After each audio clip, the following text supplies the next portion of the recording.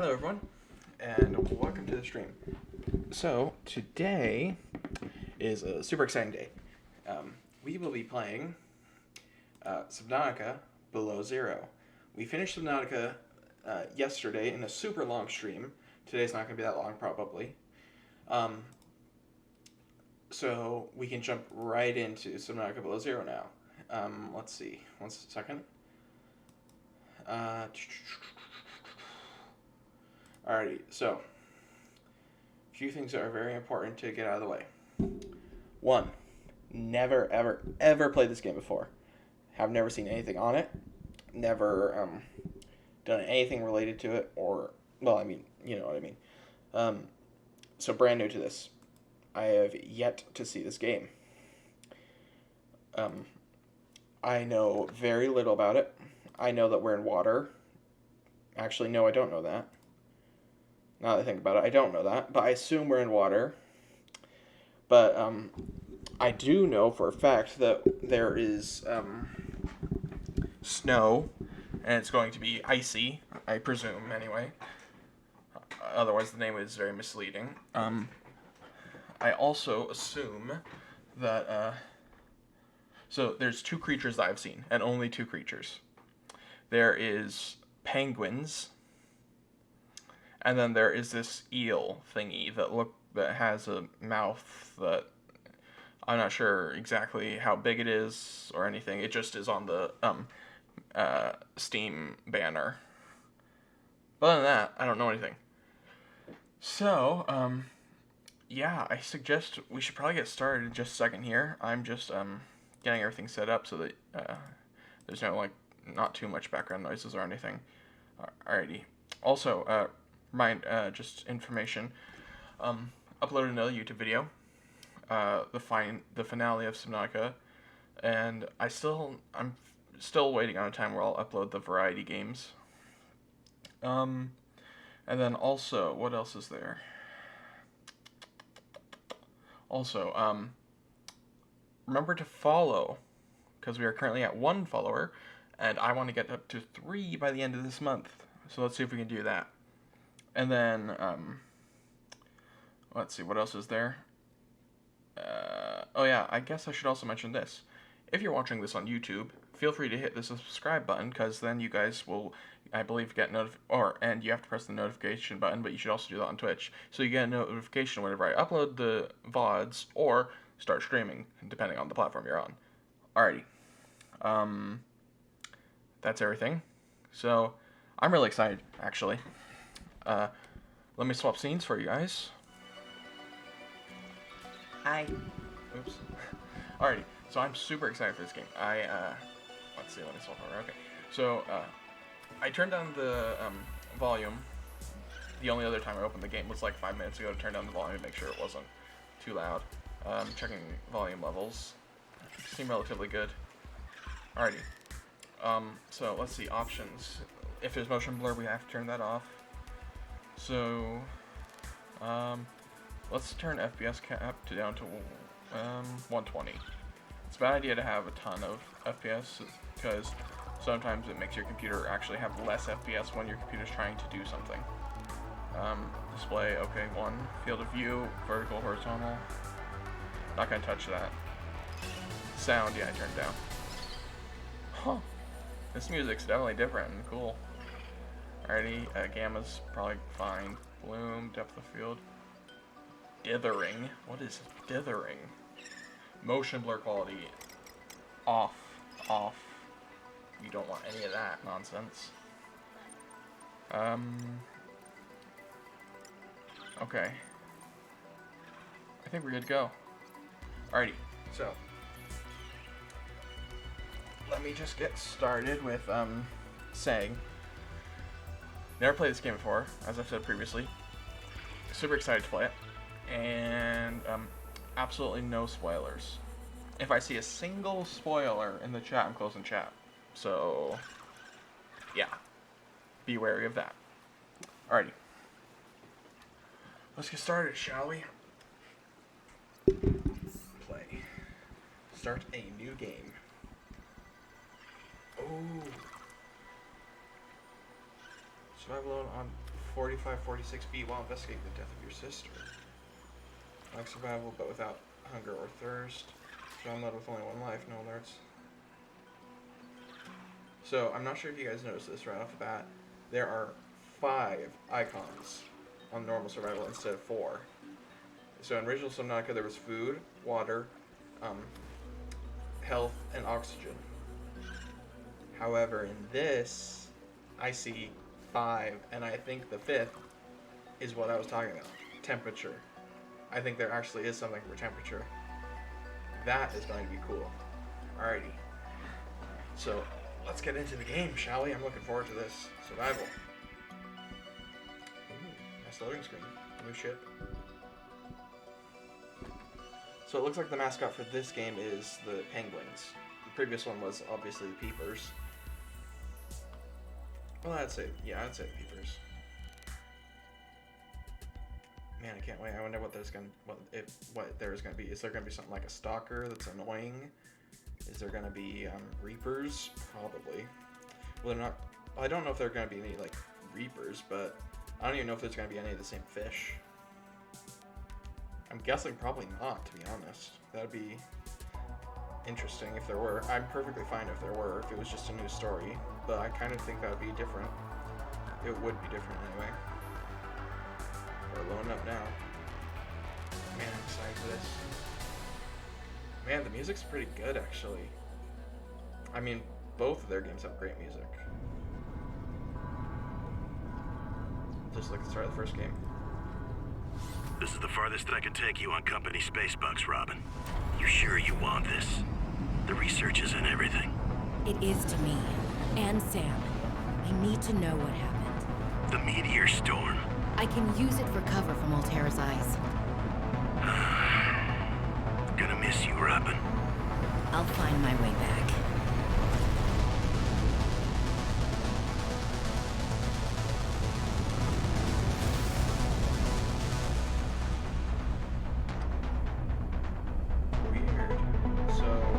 Approaching 45-46 feet. Surface temperatures. Drop pod deployed.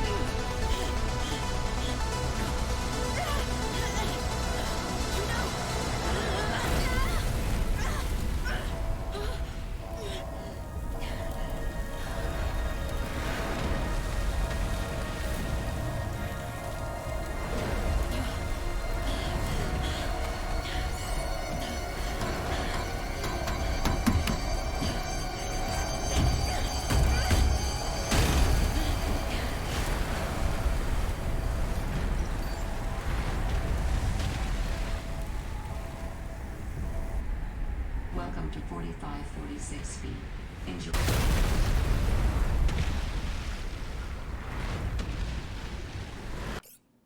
Okay then, I'm gonna turn down some stuff because so the music can go down to this, and then the ambient volume can go down to this. I want voice volume to be higher because apparently this has a lot more voice acting. Alrighty, so I'm not sure why she thought it was a great idea to go next to a meteorite as she was coming down, but okay. There was the pod. Oh. Wait, what? It just activates automatically?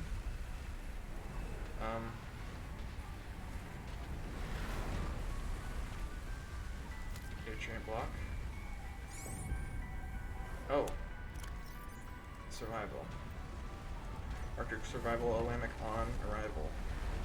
On arrival. Welcome to adventure mode, Xeno worker. You have arrived in Arctic climate. Your great expedition begins. Your XenoWorks PDA is equipped to monitor your... Oh my word, my temperature's going down.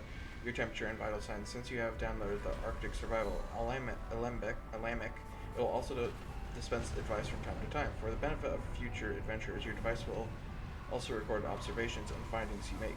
Survival checklist. Retreat to a safe environment. Administer first aid if required. Retrieve emergency supplies if available. Right, okay, I need to get out of here. I need to find something New to... blueprint synthesized. Hypothermia imminent. I can see that. Holy smokes! That did not go as planned. I should find a way into the water and get to the drop pod. Oh. Oh! These things heat me up. Intriguing. Ooh, and they hurt if you touch it. Okay, good to know. Let's look around. There might be more stuff that I can grab. Also, is this flare just always active? Find or construct a reliable habitat, construct necessary survival equipment using the habitat fabricator, locate other survivors using line of sight or the radio, maintain physical and psychological health during rescue. This is the same, what's it called? Checklist from the first game. Adventurers exploring the surface in cold weather climates are advised to take additional precautions. High winds can result in rapid onset of hypothermia. Keep an eye out for natural shelter or restorative hot springs. If wearing a standard issue AEP suit, bodies of water may provide safety from extreme cold. Unexpected detours occurred. You never know how long you'll be away from home base. Remember to pack a lunch and a toasty hot beverage if possible. We can't say this enough layers. Investing in a quality cold suit is certain to pay dividends in warmth and safety. Remember, when in doubt, don't go out. Alright. Okay, hold on.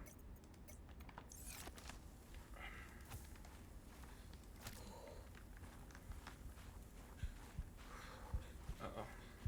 Cold. Hypothermia imminent. Okay, so... Oh. Okay, so the flares... So my inventory. So the flares are just always, on. I see. Alrighty, so I want to keep looking around. So it seems that we're playing as a female character this time. Previously we were a male character. And, well, I assume we were a male character by the stature and appearance. And I'm pretty sure we were. Let's see. Any more stuff? Torches? Not torches, sorry. Flares. Here we are. Flares might be actually useful in this game, because sure, in Subnautica you could use them from time to time, like probably against the crab squids or something, but they weren't all that worth it to use in such rare occasions.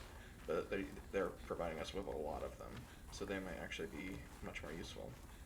And they seem to always provide light, opposed to, or at least for a very long time, opposed to just occasional. Oh, and I can put it away. Alrighty, can I pick it back up? Oh, I don't see it anymore, it must have gone out. So yeah, it seems to always provides light. Nice. Let's go this way. So these things provide heat. Interesting. Let's read some stuff by the heat, see what we got. Okay. Logs and communications. Memos and miscellany.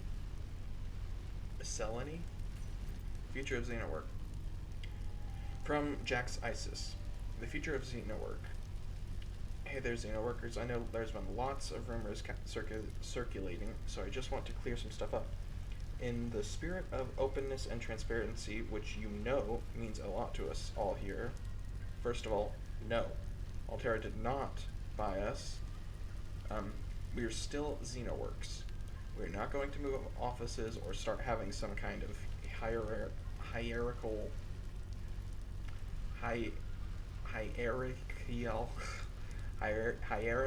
whatever it's called, structure, or even like making you show up on site or anything like that. Although you should for the snacks alone. We're still the scrappy, agile, research-first startup you all signed on to. So what does this controlling state stuff mean? Well, I guess the most direct way to put it is it means more. More equipment, more research, more risk. More experimentation, more of everything that makes us great. And most of all, more cash. For you and your research. And yes, snacks. Lena will be in touch pretty soon about exchanging your old Xenoworks PDAs for snazzy new Altera upgrades, and to help you get comfy with some really minor policy changes that are going to help us keep everything running nice and smooth going forward. So yeah, congratulations everyone, we did this together, and now we're going to be able to do so much more. Cheers. Isis Jax, Communication Specialist Xenoworks. Sam, notice of death. Dear Mrs. Ayu, I think it's AO. On behalf of Zeta Landon, 4546B Robotics Section Leader and Indra Carmack, President of Altera Transgov, I regret to inform you of the death of Samantha Io. She died on planet 4546B, regrettably as the result of injuries sustained in an accident arising from her own negligence. Please allow me to communicate the most profound condolences for the loss of your sister. While further details are unavailable at this time, you will receive contact from the Department of Insurance and Recuperation concerning your responsibilities as next of kin with regards to repayment of damages and legal fees. If you have any questions, you may file form Y7YSS-SU49U2K, and your query will be addressed in sequential order. Sincerely, Emmanuel Desjardins, 4546B Communication Liaison, Altera Transgov. Okay. Tech, equipment, all environment protection suit. You're currently wearing the AEP Mark III Beta. The latest all-environment suit is stronger, warmer, and more lightweight than ever. Onboard communications and heads-up display, biometric monitoring and feedback, slimline build for maximum freedom of movement, 5 to 4 millimeter neoprene layer supports aquatic activity at nearly any temperature, rated for outdoor use at temperatures above -10°C. I'm not sure exactly Celsius, but I think above -10°C. So conversion. So I think 10°C is 50 Fahrenheit. So I'm not sure exactly how to convert it exactly, but I'm assuming that is cold. Because if I remember correctly, Celsius is from 0 to 100. And 100 is really hot, and then 0 is normal, I think. I think 0 is meant to be normal, and then anything below that's colder. So, delightfully comfortable, you'll forget it even exists. Property of Xenoworks must be returned at termination of employment. Can be purchased from the company for 1 credit, accounting reasons. Handheld Scanner. The essential science and survival tool, the scanner can be used to add new blueprints to the memory and to analyze unknown entities, emit electromagnetic radiation in the specified direction, which is afflicted by the environment, and then analyzed to determine the physical makeup of the targeted object. It has 4 primary functions. Blueprint acquisition. Record the physical parameters of scan technologies to add their blueprints to the PDA databank. These blueprints may then be constructed at the appropriate fabricator. The scanner is also equipped to break down damaged and otherwise useless devices into their base materials for salvage purposes. Okay. Organism analysis. The scanner will attempt to match and scan. Okay. So basically scan organisms and upload it to the PDA. Wait, onboard database. If no match is found, then the species will be assigned an easy-to-remember name, and a new databank entry will be created. Your PDA's AI will also attempt to synthesize theories on behavioral tendencies and evolutionary origins where possible, as well as to deliver assessments on how best to approach them. Repair tool. The repair tool can be targeted at any common device, control panels, habitat modules, radios, etc., to stitch wires and seams back together at the atomic level. All good technicians keep one of these under their pillow. Most people don't care why it works, just that it saved their life that one time. But in case you're curious, it combines scanner and fabricator technologies to determine the proper specifications for the targeted object, and then rearranges the available physical materials to match their original specs. Alright. Oh wait. Habitat installations fabricator. Fabrication technology is the power to rearrange matter at the atomic level. It was the catalyst behind the Great Expansion and remains the backbone of the modern world. Fabricators come in all shapes and sizes, but the most common are small enough to be wall-mounted and are used for everything from constructing everyday implements to cooking dinner. It is common today for households to keep a store of generic base materials on hand for any eventuality. Habitat Builder. The Altera handheld Habitat Builder has been an essential tool for of xenoscientists, colonists, and emergency relief crews across 11 different transgovs for more than 50 years. Habitat modules are hermetically sealed from the outside environment. Hermetically? I don't know. Hermetically? Okay. Built on land, underwater, or in a vacuum. Habitats can be enhanced to become a long-term home, remote research station, defensive outposts, and more. Quick start guide: select the basic compartment from the builder menu and place it somewhere opportune. Add a hatch to access the compartment. Build a solar panel to power the habitat's oxygen generator. Construct useful interior modules like radio rechargers and storage solutions. Primary habitat systems like oxygen generators and flood control, as well as modules like the fabricator, draw power and will not function without it. Additional compartments reduce overall hull integrity depending on the external pressure. Solar panel is the most prevalent power source in the galaxy, and so it is no accident that the standard solar panel is the default means of powering a habitat. Power source is a requirement of habitat, oxygen generators, and other onboard modules. Provides limited power for small outposts, and survival habitats may be mounted on or near the habitat itself, or placed remotely and connected via power transmitters power rate relative to sunlight exposure. Okay. Vehicles. Mobile vehicle bay. The mobile vehicle bay is a deployable station equipped with application drones designed to construct small research and exploration vehicles from raw materials. It is a common tool in almost all industrial, scientific, and colonization operations. Sea Glide. The Sea Glide is a personal transportation device designed for use in oceanic environments, capable of speeds up to 36 kilometers per hour in standing water. Displays topological graphical data for aid in charting cave systems. Replaceable battery. Keep fingers clear of propeller. The Sea Glide. Anything that moves faster underwater is probably trying to eat you. Alright. Good to know. Okay. So, from what I can understand... drop pod, I should go there.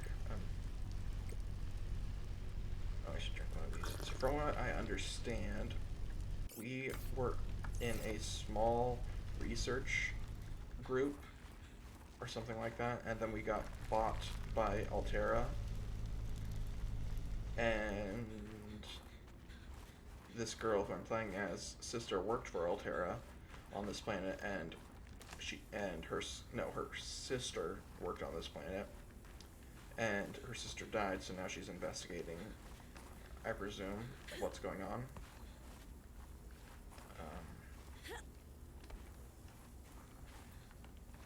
Oh, this is water. Oh, I can go in it. Oh, look, it is a peeper.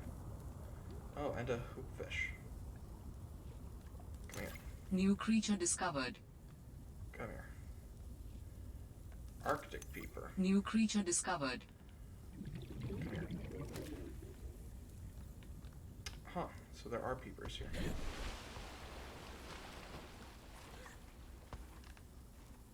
Okay, so I need to get to that.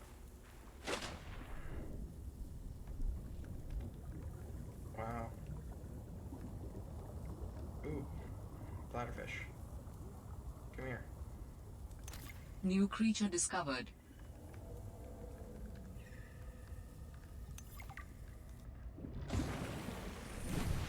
Found the drop pod.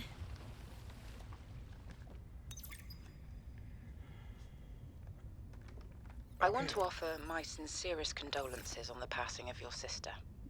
I got to know Sam better towards the end of my mandate with Altera on 4546B, when we were thrown together as basemates at Outpost Zero. She spoke often and fondly of you. I thought you should know, it didn't sit right with me when Altera blamed Sam's death on negligence. The Samantha Ayu I met was many things. Kind, clever, devoted to her work, but never negligent. I wish I could offer you something more substantial, but my access to information has been cut off.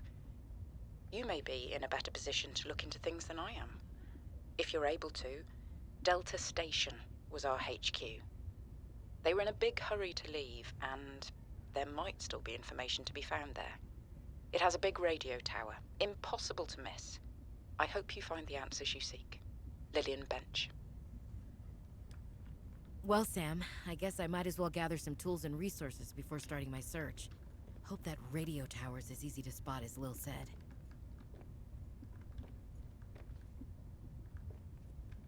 Huh. Oh, wow. Lots of messages, okay. 1 second. Let's start this. Robin, guess what? I got the job. I'm going to 4546B. Now I'll be able to improve the mechanical avian amphibian under real-world stress conditions. Listen, I know your stance on Alterra, but I just hope you're happy your sis is happy. I sure hope my sis is happy. I can't wait till we talk again. Oh, I wanted to ask you something. Can you watch my Augie while I'm away? I need someone I can trust to look after my best little potato. Potato, listen. I tried, but that name is just not sticking. He's my little extrabite. I'll leave the starchy tuber as nicknames to you. Anyway, if you say yes, thanks, baby sis. Love you. Huh, okay. So let's make some water. So bladderfish still make water, got it. Cooked hoop fish, cooked bladderfish, interesting. Let's make some food. Huh. So far, interesting.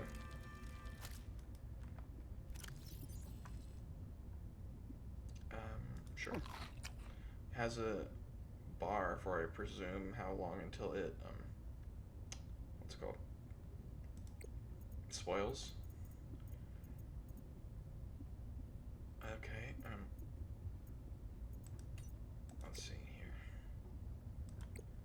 So what can we make? We can make fiber mesh, creepvine samples, creepvine seed clusters, silicon, quartz, wire kit battery, standard O2 tank, fins, compass, survival knife, flashlight, scanner, air bladder, flare, waterproof locker. I see. So we can make quite a bit of things. 4546B to Robin. Come in, Robin. Remember when we used to play old-timey Space Explorer? This is kind of like that, but it's even harder to communicate. Well, let's see. I got your last message. Alterra is not, as you put it, all-terrorizing me. Things are going well. My project has a new name. Say goodbye to the mechanical avian amphibian, and hello to spy penguins. We're training the bots to mimic the creatures. Check out the photo. And I think I'm kind of seeing someone. I know it's not like me to just find a date, let alone on a mostly uninhabited water planet, but actually, you know what? Forget I said anything. Yeah, it's probably not even a real thing, but anyway, I'm sorry to hear XenoWorks might be strapped in the revenue department. Sounds like they still have you busy Xeno-working, though. I know there's no way to guarantee an alien intelligence startup will succeed, but you've put so much into it. I hope they find a way to keep going. I know how much it means to you, getting to work at a small place where you have control over your research. All right, I gotta go. Later, baby sis. Love you. I don't want to talk over, what they're doing. So we got some titanium.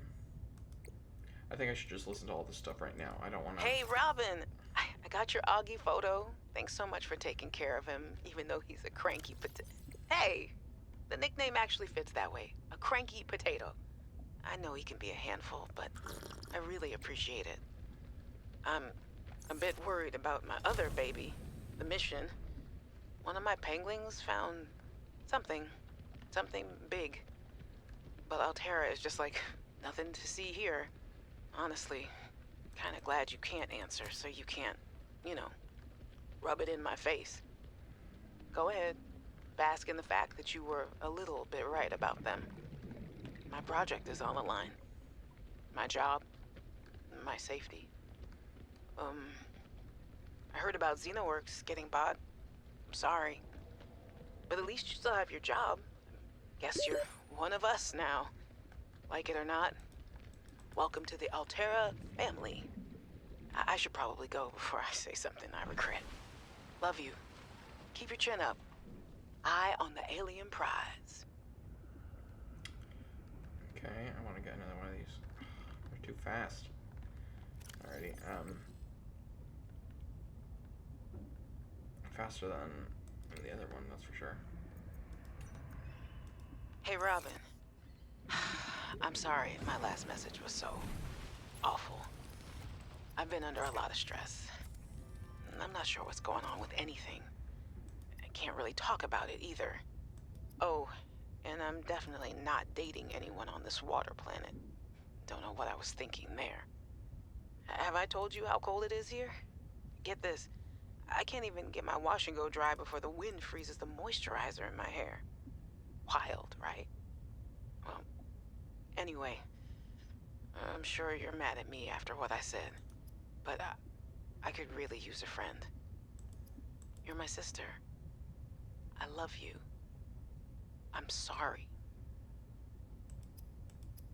To make silicon rubber, we need a creep vine cluster. Hey, Robin. I really need someone to know. I'm afraid something terrible is gonna happen. You were completely right about Altera, okay? You were right. I was wrong. The cat should be called Potato. I admit it. Sorry. Bad attempt at a joke. I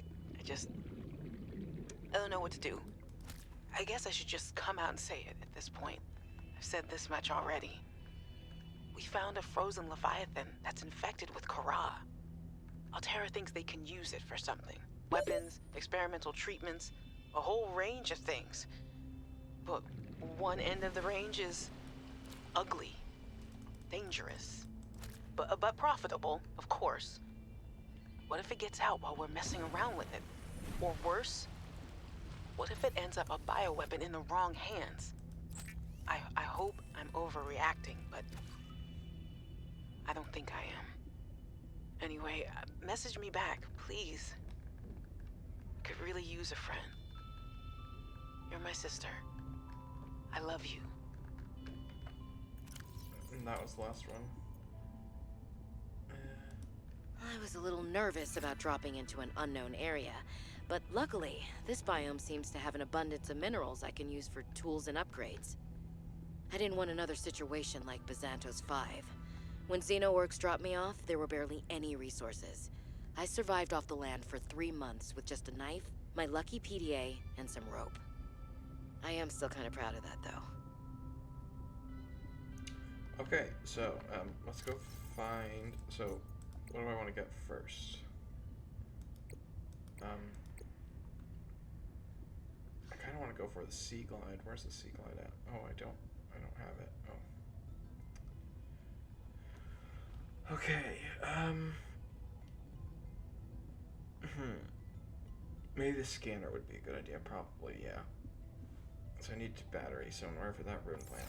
I also want to get silicon for. What do I want silicon for again? Oh yeah, a knife. A knife's a good idea to get, but I don't know where to get this creep vine stuff. Alrighty. Yeah, this is definitely different. Copper.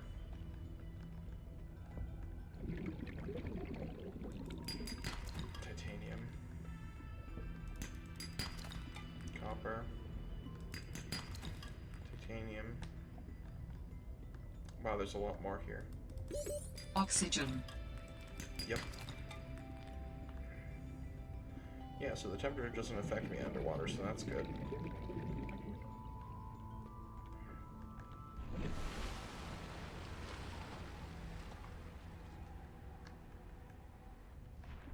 Alrighty. So I either need to find that, what was it called? Ribbon plant? Ribbon bush? Something like that? Or creep vine thingy. Oh, there's some creep vines, I think.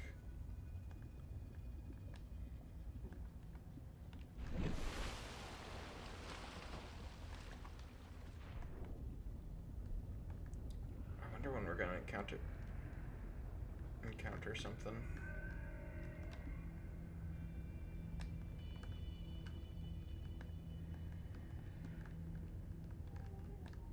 is that? I'm not gonna go towards it. It looks dangerous.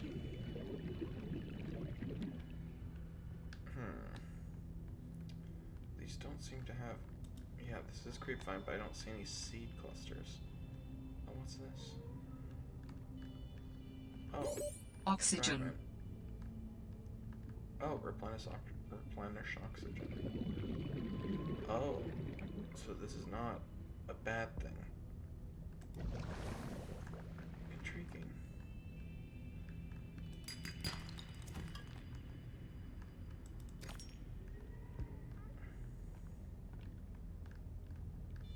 Okay, that looks like a bad thing, though.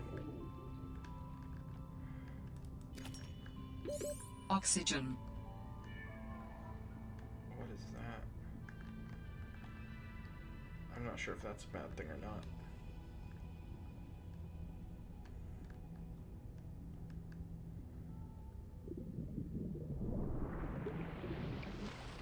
Okay, maybe I should get a new oxygen tank because I'm running out of it quickly. But I need to find a bush, too. I need to find... so I either need to find the creep cluster or the ribbon plant.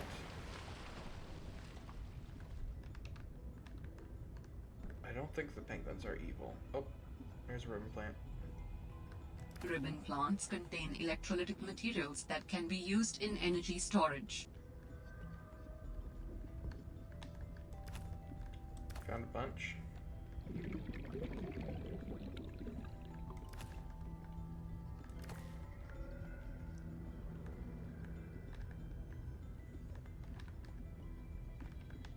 So weird with all these archways.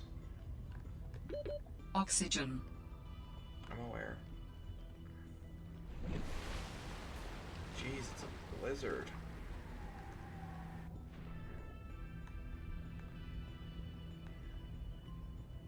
So when I'm above ground, it's based on temperature, and when I'm below, sorry, not above water. And when I'm below water, it's based on oxygen. Interesting. That's an interesting mechanic. Okay, battery. Yes, I can make a scanner now.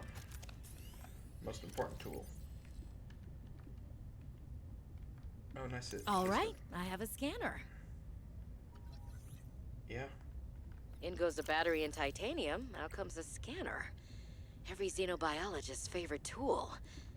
This planet has some fascinating flora and fauna, and I can't wait to learn about them. This will also give me access to a greater tool set. I'm assuming Altera left behind tech that I can scan for blueprints. That should make surviving and exploring out here a bit easier. Don't worry, Sam. I haven't forgotten I'm here for you. But it can't hurt to do a little research on the side, right? I know you would have done the same. I will find out what happened to you. I promise. Alright. Oh, it's night again. Aurora Borealis. Let's go scan some stuff. What's this?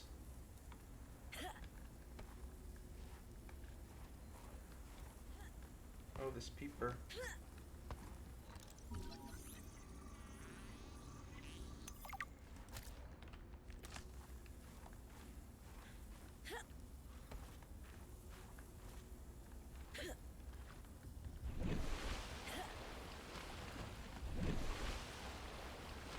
Are the penguins friendly?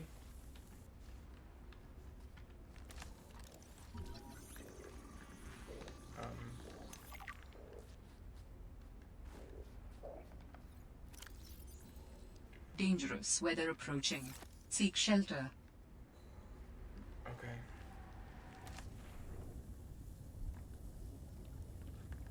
Well, that's, I guess, handy to have a notification as to when dangerous weather is approaching. I'm not sure what it means by that.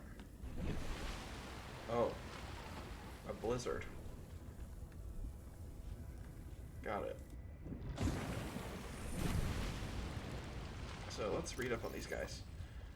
Bird-like creature hunts small fish below the water, huddles in packs on the ice above. Consumes small prey fish and regurgitates them for its young. Retractable tail and claws allow for fast evasion of predators underwater. And maximum grip on the ice. Sharp teeth concealed inside the beak can tear chunks out of aggressors and prey alike. Huddles packs on the surface for protection against the cold. Less cuddly than they look. Alright.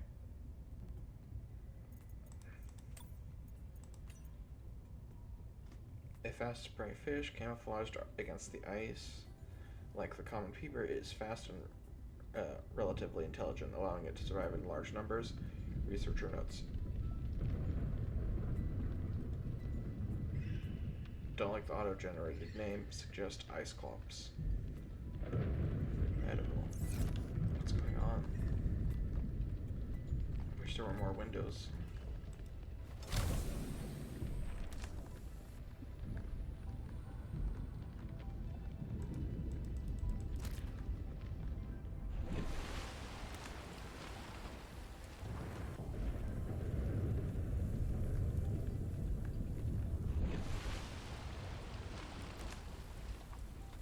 Oh, is it hailing?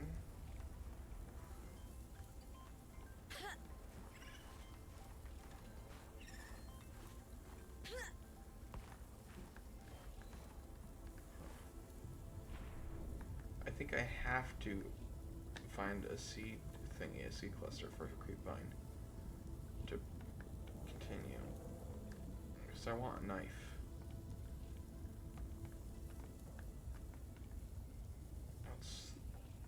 Throw this. Oh, it doesn't go very far.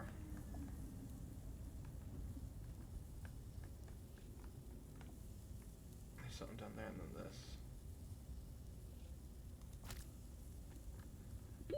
Oxygen. Uh-oh.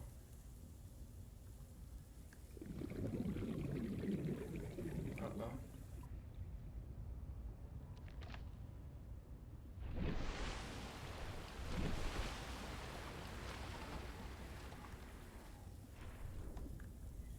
What is that?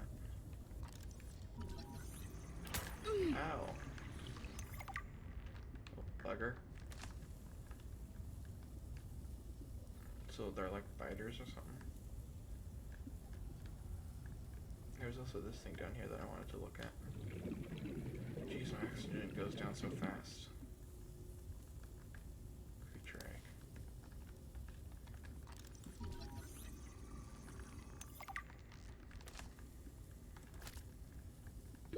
Oxygen. Yep. I have so little oxygen, man.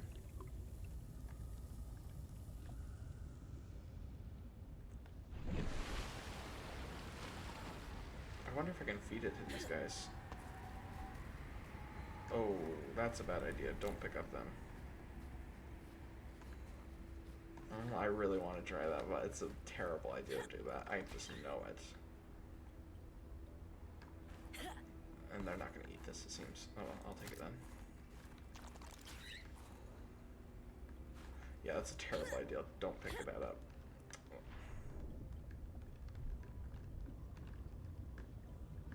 Alright. Let's see.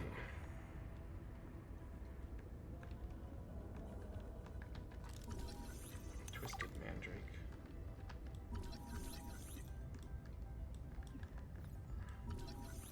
Pink narrow leaf.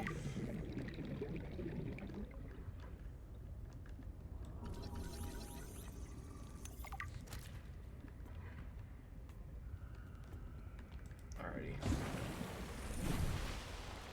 Okay, let's see, what have we got now? Food. Edible anemone.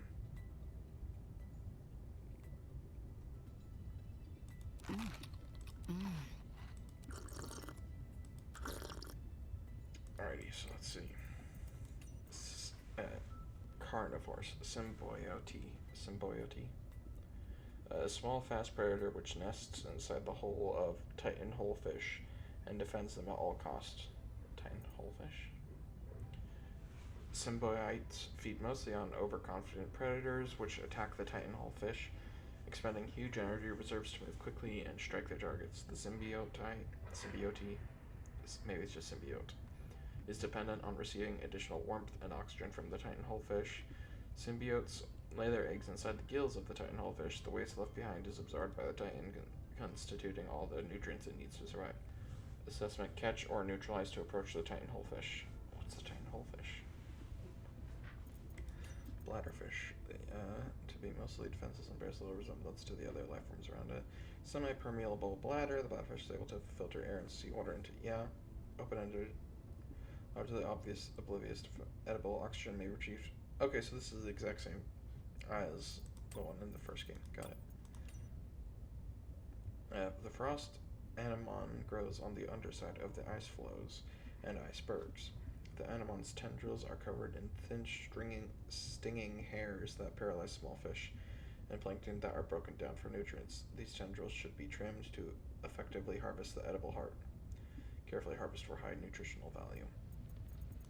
Pink narrowleaf. The grass-like species grow in small clusters near coral ridges. The twisted mandrake grows in temperate coral zones. Its leafy canopy photosynthesizes sunlight while providing shade to the bulbous structure underneath. Okay. Well, it's super helpful yet. I want to get this, but I can't find any.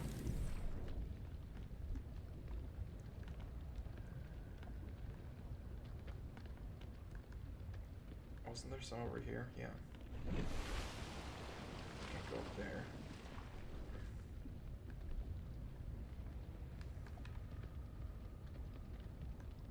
Looking for a seed cluster. Maybe over there.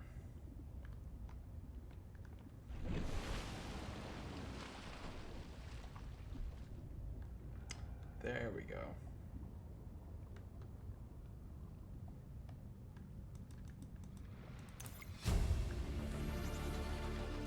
New blueprint synthesized.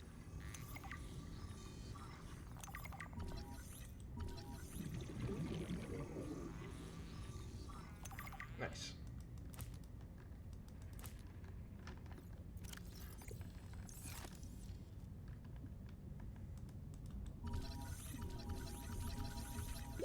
Oxygen. Right.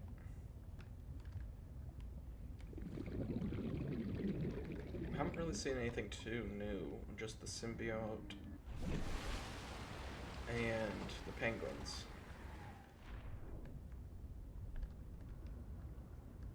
Everything else is pretty much the same. I mean, the planet obviously is different.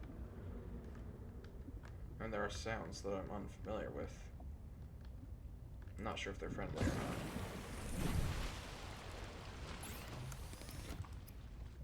Alright, I'll make this.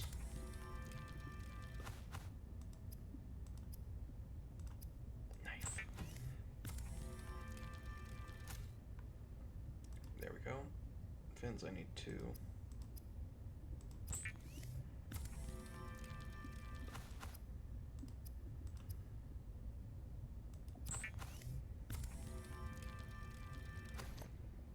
How do I make fiber mesh? Samples. Okay, I can get that.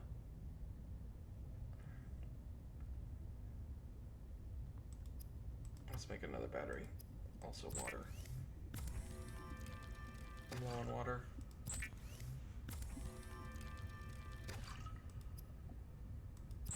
I'll cook this. Yeah, let's make another battery.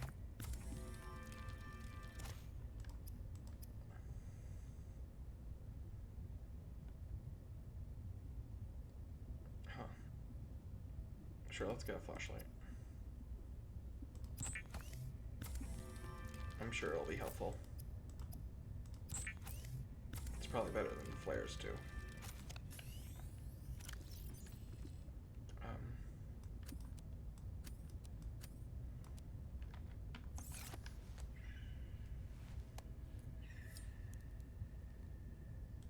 Very nice.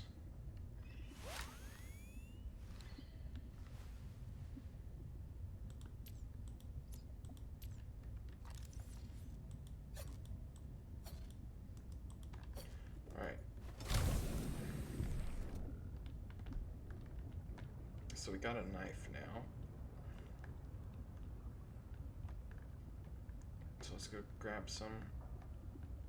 I assume I can cut the seaweed like I can in the original game to get stuff.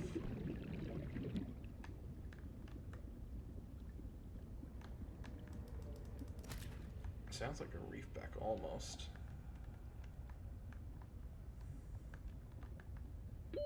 Oxygen.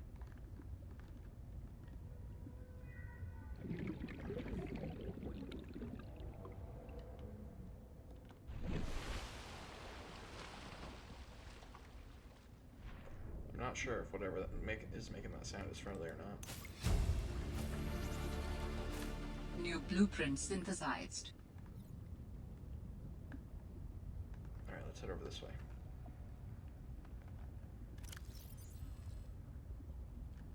Now we can make a better oxygen tank.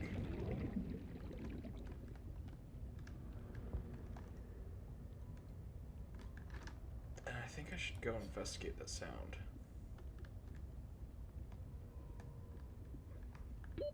Oxygen. Yep. Almost sounds like the gaseopods. Fiber mesh. Alrighty, here we go. Adding additional blueprints to your databank. A repair tool. Okay. Oh, computer chip, lubricant. Repair tool. Pipes. Okay.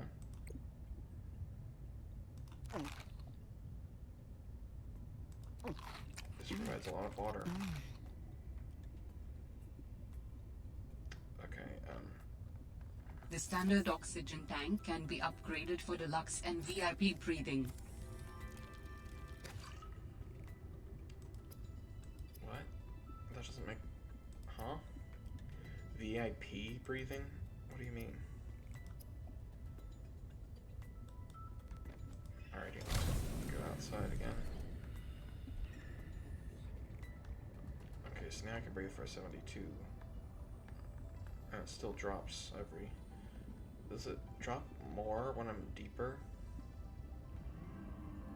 3 right now. Okay, no, it stays dropping 3.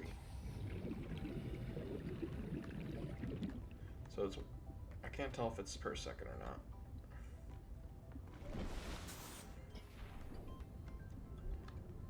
So where's the sound coming from? Is it that thing? Oh, is that the Titan holefish?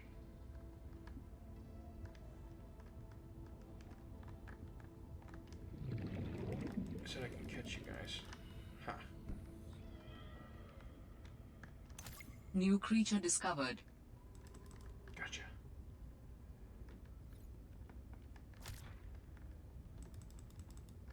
Gotcha. Oh my word, you're big.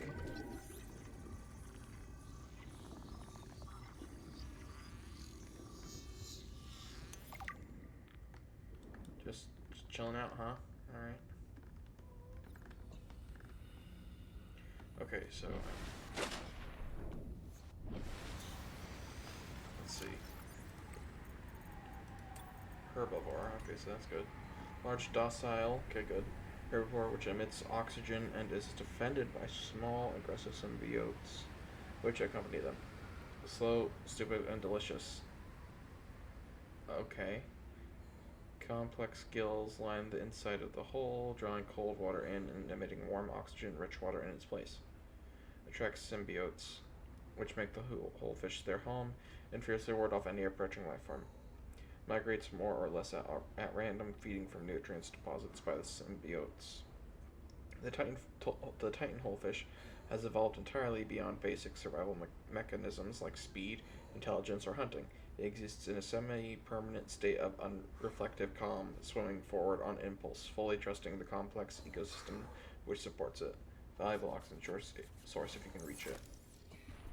So it provides me with oxygen, eh?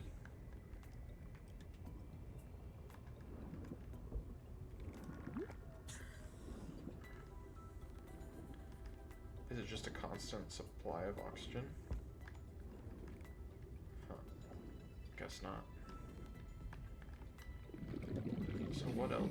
So what was making that noise? Was it these guys? Oh hey. A sea monkey.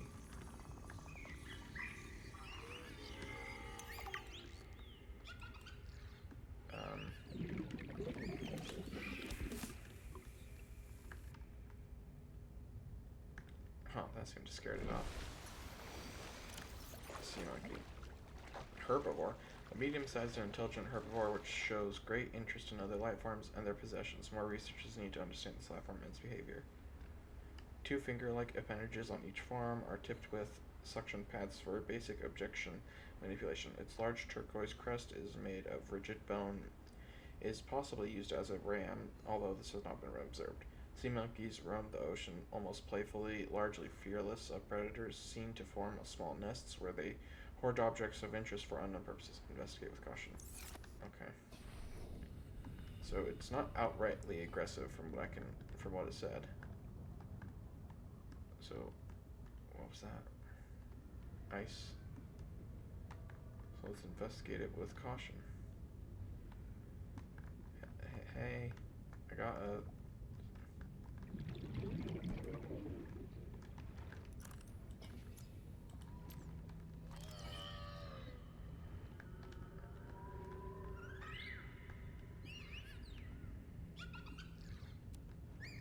Wait. Some of the wildlife down here is very grabby. Give it back.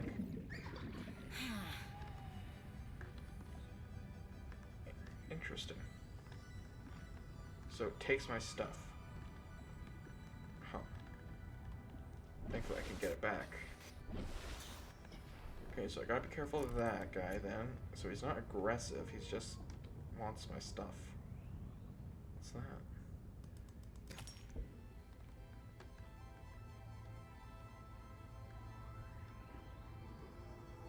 Ooh, what are you?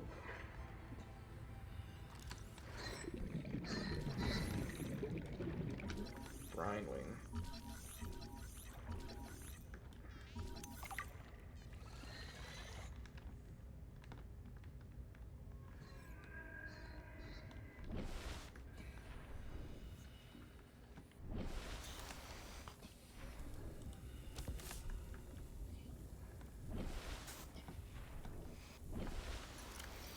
Mischievous monkeys. Some of the wildlife down here is very grabby. If I didn't know better, I'd say they're after my supplies. Brine wing. A medium carnivore. Okay, gotta be careful of that. A medium-sized predator known to spit super cooled salt water to freeze its prey from afar. Weird.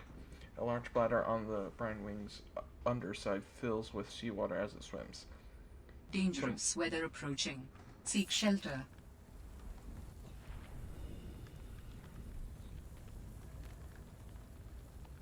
Okay. Some water is filtered out through an internal membrane, leaving behind a strong saline solution. Two flat, transparent, extendable fins act as radiators, releasing heat and cooling the bladder contents. The brine wing can then contract its bladder, expelling the supercooled brine and freezing the seawater up to several meters away from it. While warm-blooded life forms may suffer minor injuries on contact with the brine, it is not cold enough to freeze most vertebrae. The real danger is being helplessly encased in a block of ice, sinking ever closer towards the brine wing's jaws. Beware, full bladder. Okay.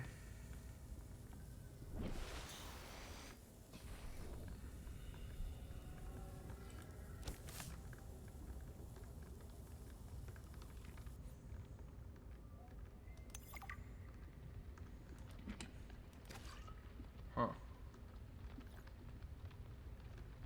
What's this?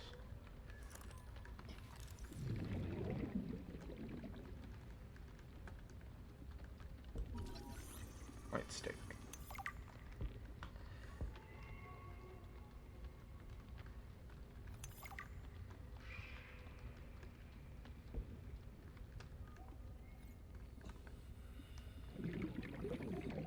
Arrows?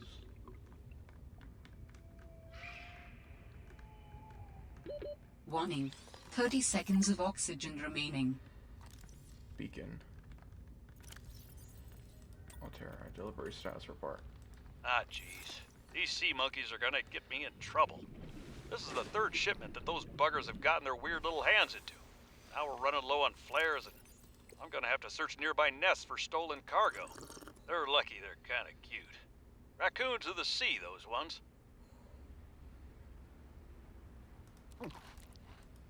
Dangerous weather approaching. Seek shelter. So they get scared off by flares from what I'm gathering here. Let's search around here. More flares. Desk.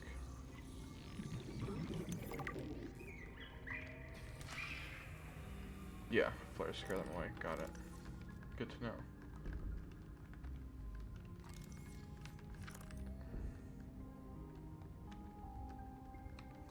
Pathfinder tool.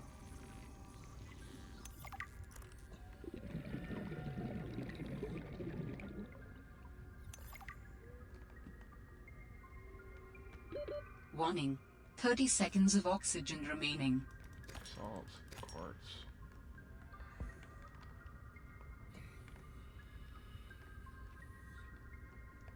Interesting.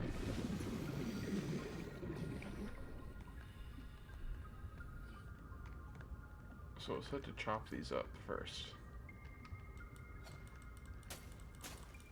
Okay, I think that's not actually a requirement.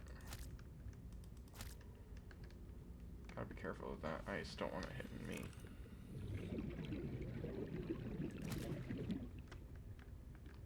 Huh. So far, this is very interesting. I have yet to find what to do.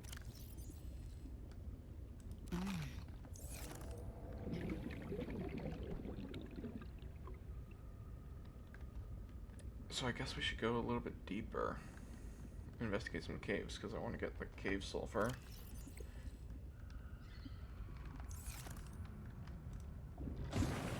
Alrighty. Let's see here.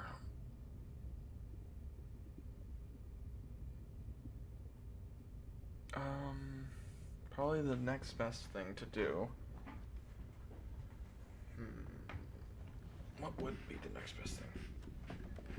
Let's see, our book. Grapevine, yeah. Stick. Pathfinder tool. What's her name say? Lillian, I think was her name.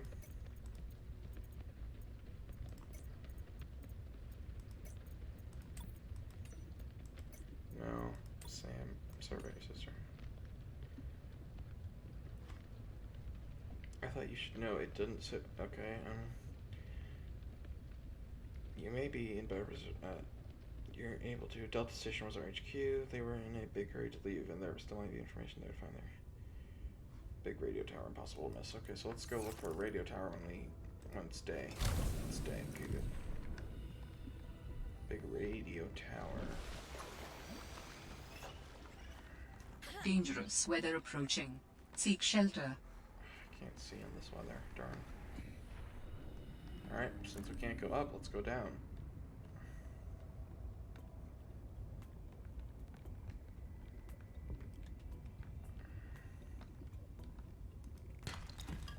Huh.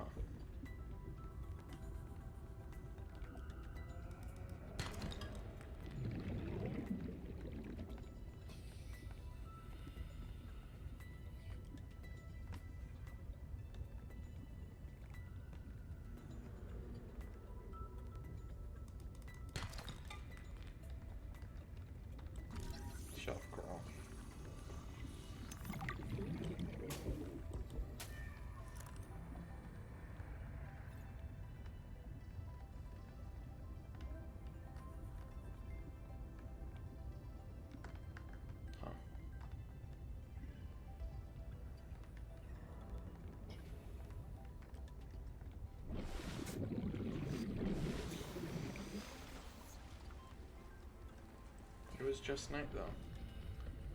Oh, was it an eclipse? I think it was just an eclipse.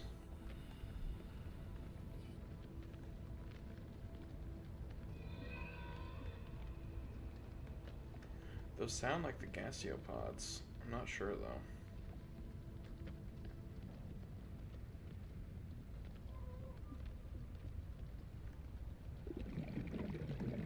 Something over there.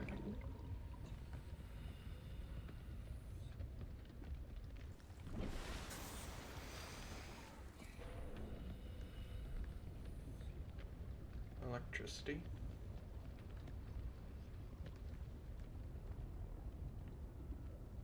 Huh.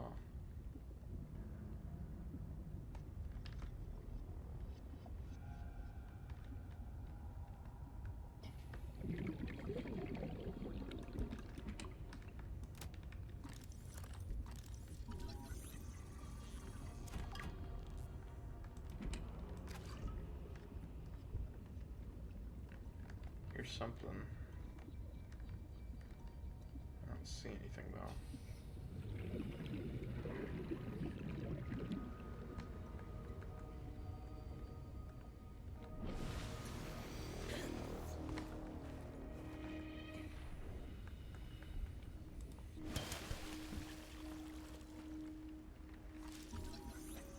Mineral detector.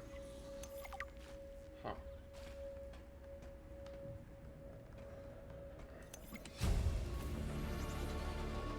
New blueprint synthesized. Interesting. Research flora. Shell crawl here.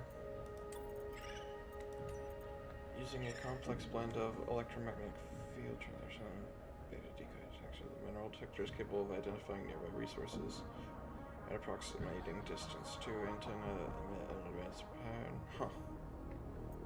How does one make it? I can actually make that now.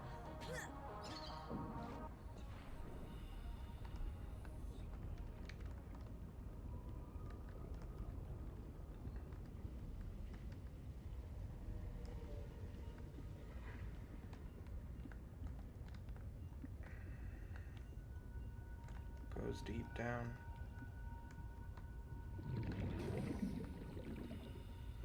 There are sounds coming from over here though.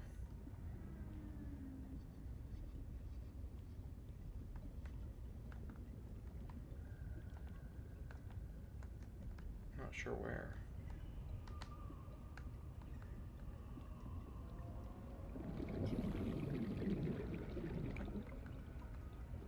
Are they down? Warning. 30 seconds of oxygen remaining. Huh.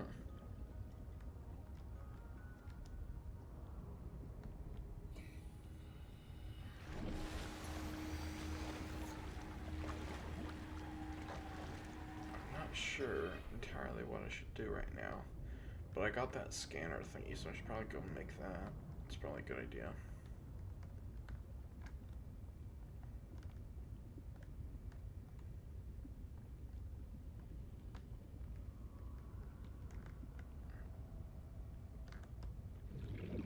Being careful, I don't want to, you know, have any problems. And I've always got flares to throw out stuff in case I have to.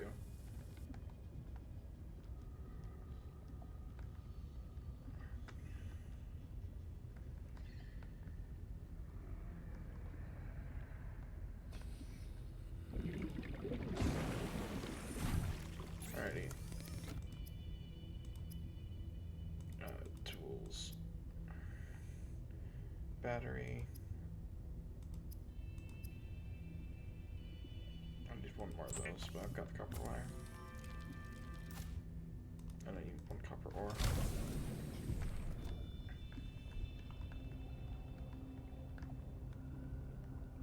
Yeah, there's a bunch of them right here.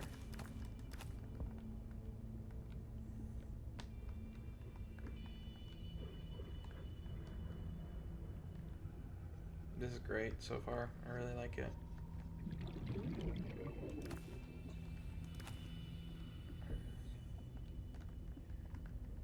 Oh, here we are.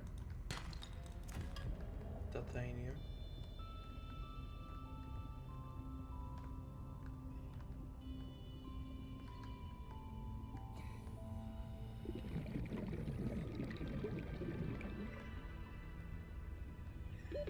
Warning.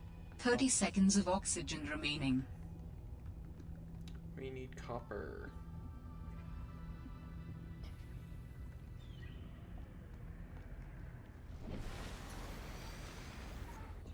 Okay, well, let's go get some copper then. Sorry if I'm not as chatty. I am just looking around, you know? First time playing the game, I am taking it all in. Okay, so let's see here. We're looking for some copper, so limestone was very plentiful at the beginning. So let's go look some. Oh, sea lion fragment. Nice, nice. Oh, we need 3 of them. Okay. Oh, coral bridge. Let's scan this. Alrighty, so let's look around for some limestone. Limestone, where you at? Ah, there's some limestone. You just gotta call it a few times and it comes at you. Warning. 30 seconds of oxygen remaining.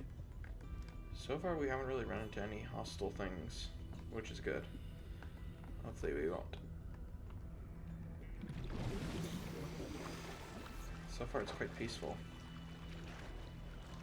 So where would a radio tower be? Obviously on land, probably. So let's go towards land.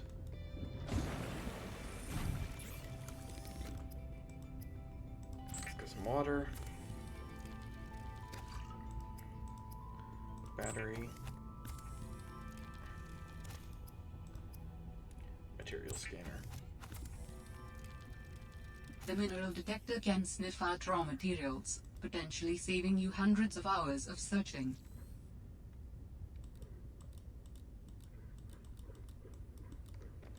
Well, that's actually very helpful.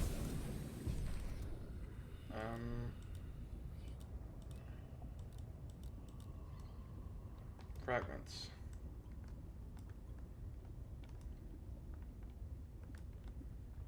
Searching.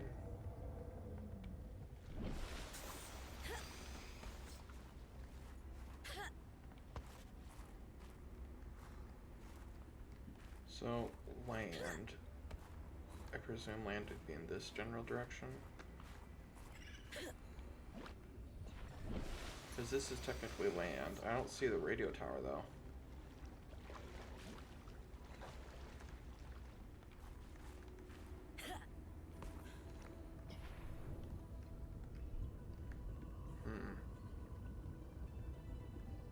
Not detecting any fragments. Oh.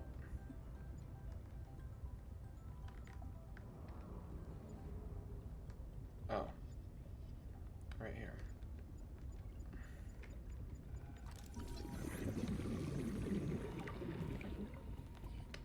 You seem to have a very small radius for detecting things.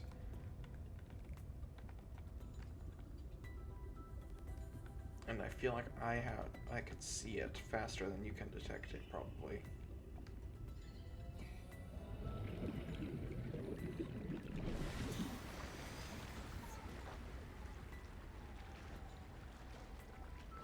I suppose if I'm above water, it might make it easier for me.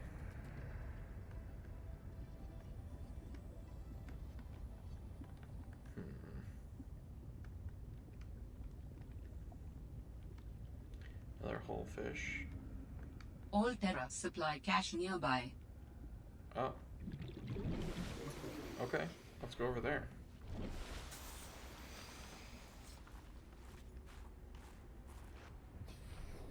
How do I get up?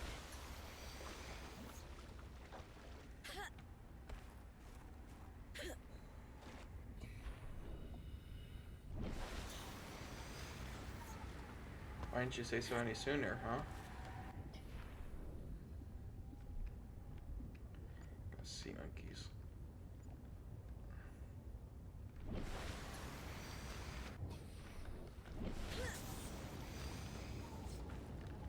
Not detecting any fragments.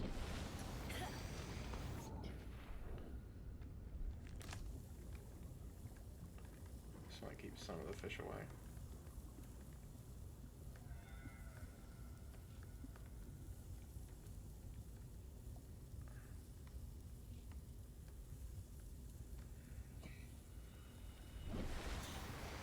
It's a blizzard.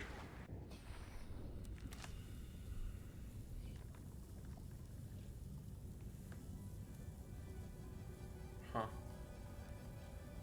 I'll Use take this. beacons to mark traversed territory. Show or hide the signals of your choice with your Xenoworks PDA. Now with surface support. Surface support.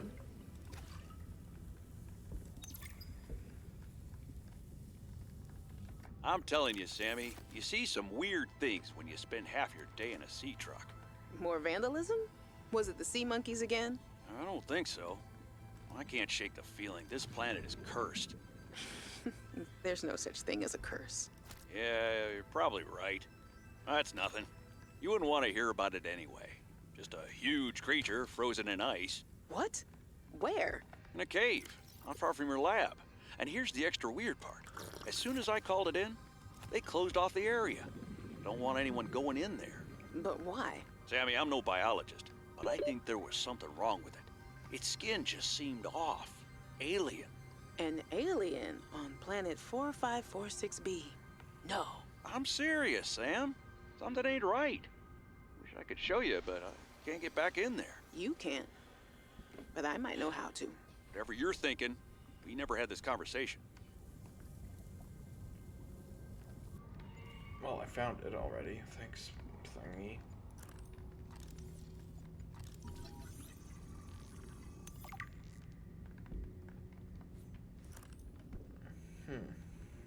Let's investigate down here a bit.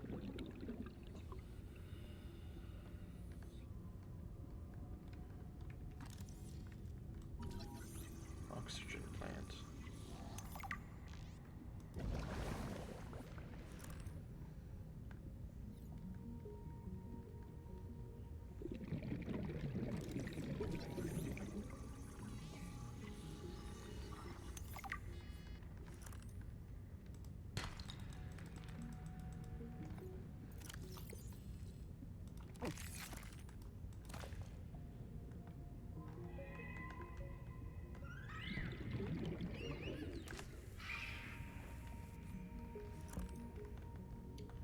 What was that?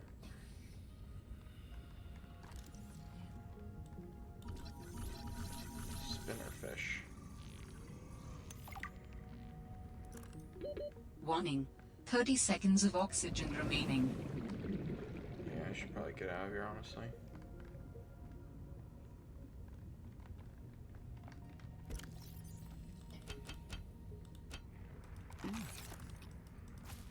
Before I drown or something.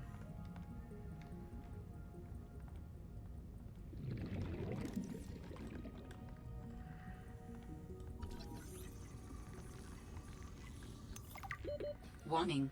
30 seconds of oxygen remaining. I know, I'm going.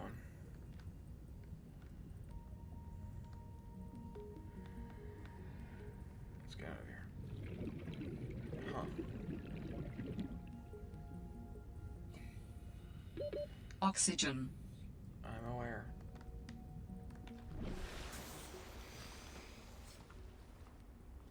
Let's get back home.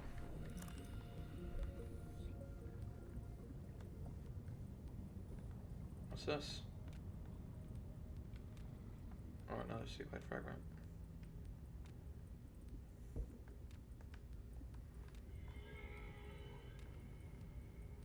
Lots of Titan hull fishes.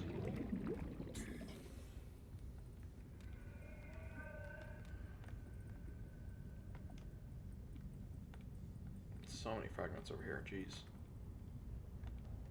Like a ton.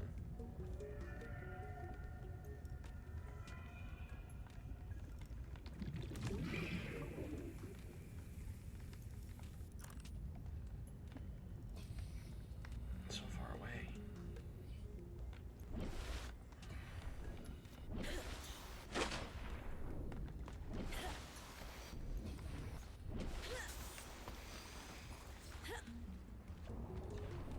I'm glad they fixed it so when you run on land, your flashlight doesn't go back to your side, because that was annoying when it was.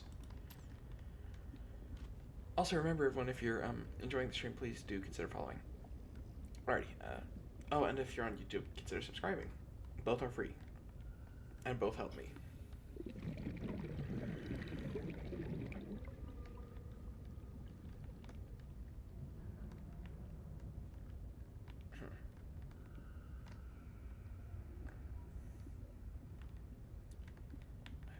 wonder if there's gonna be anything.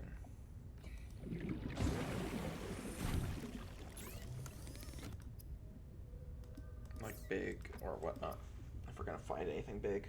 Okay, so I don't need any of that. I really just need to put a bunch of stuff away.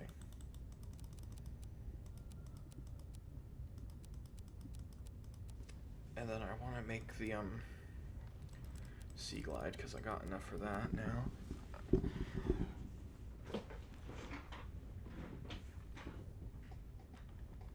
Alrighty. Oh wait, wrong thing. Oh, you can't drink it in your inventory.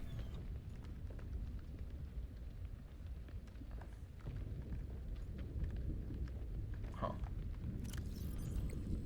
So, titanium, lubricant, copper wire, and battery. I think I can make all that.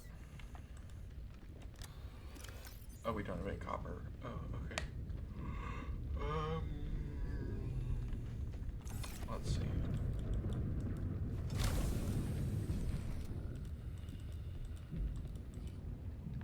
Is it a storm outside right now?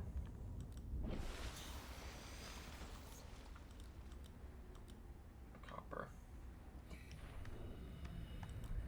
Probably won't find copper, but yeah, limestone we'll find a good bit of probably.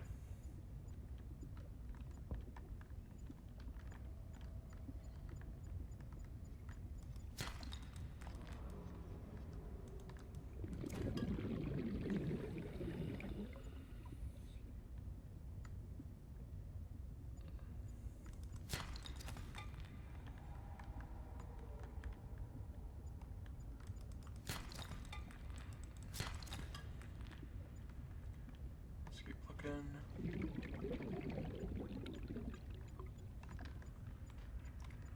Alright, we got more.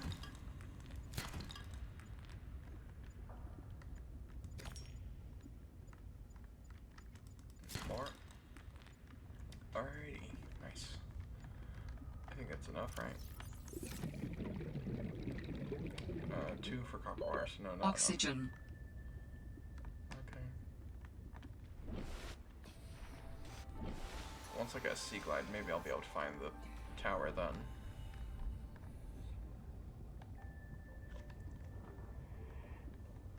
Alrighty, let's keep on roaming around.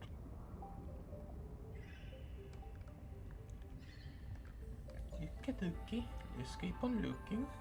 Oh, the cops are him over here. Ah, here we are. Alright. This is a very relaxing game, honestly.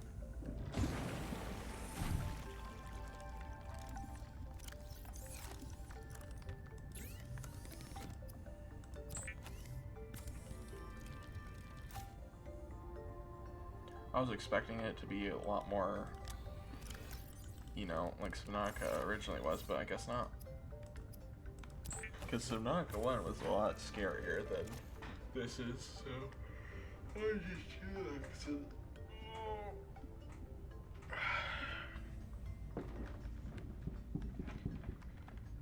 So yeah, we're just relaxing and grinding some stuff, it seems. Alrighty,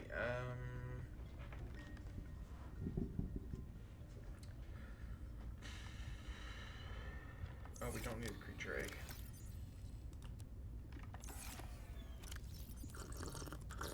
Oh.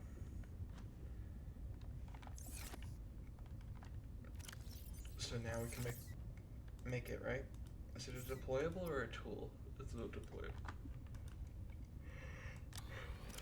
Oh, interesting. You can pin it, and then you can see what you need. That's fascinating.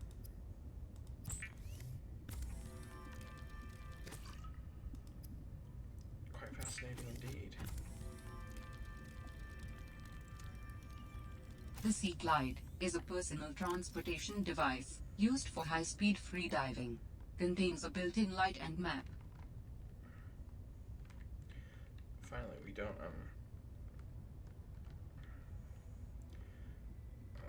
let's put this in 3. So 5. Well, actually, let's move that 5. Not 5, sorry, 3, 5. There we go. Oh, wow. The map doesn't do. Oh, I can toggle map like this. Nice. And then let's just like this. Okay, nice.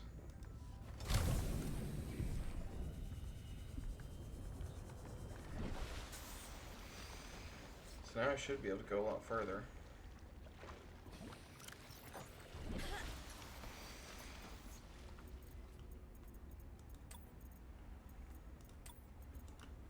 Oh yeah, spinnerfish. A bizarre fish with star-like fins, which it spins to generate propulsion, capable of very high speeds in a straight line. So a wide turning circle like other small prey fish, they feed on a variety of seeds and grasses around the seabed. Oh, interesting.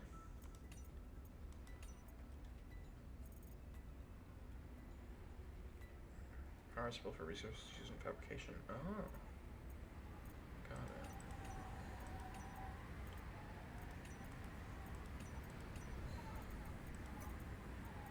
Oh wow, it's getting cold.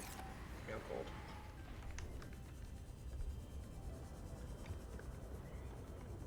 Alright, let's continue this direction for a while. Let's just see what there is to see, you know?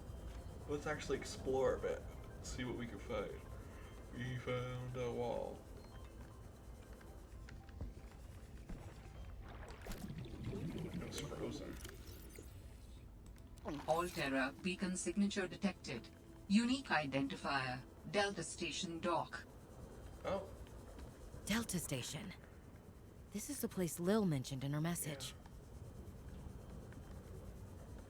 Yeah. I should go there.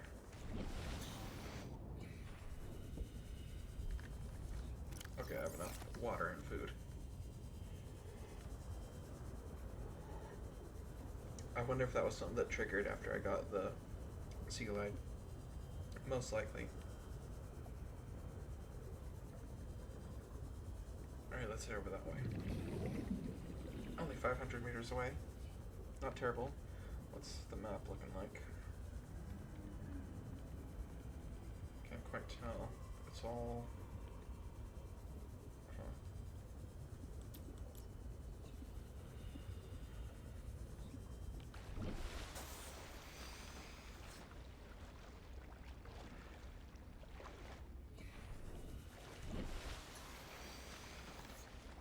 She said it's a radio tower, but yeah, I still don't see it.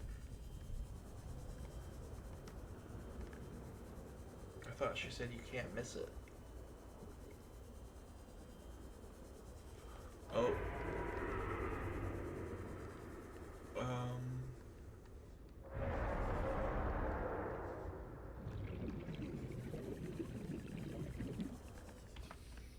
I want to put you at 3 and you at 4.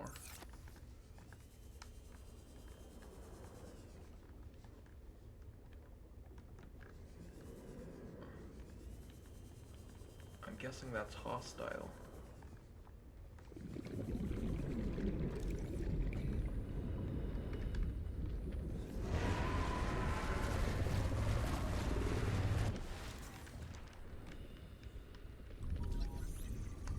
Cryptosuchus. Bye-bye.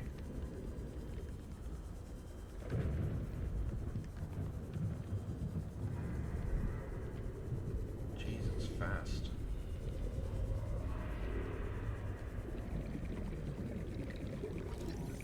Hydrothermal spire.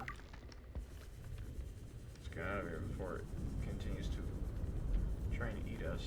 Also, what is this? Featherfish. Interesting. New creature discovered.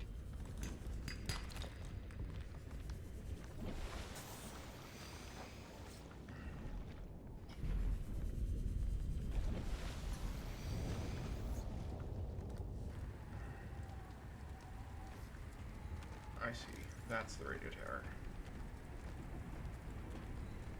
Ooh, coffee machine. Very important.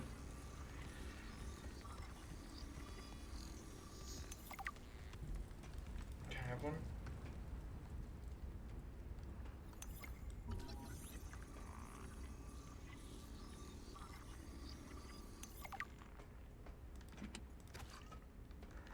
So, let's get information on this creature.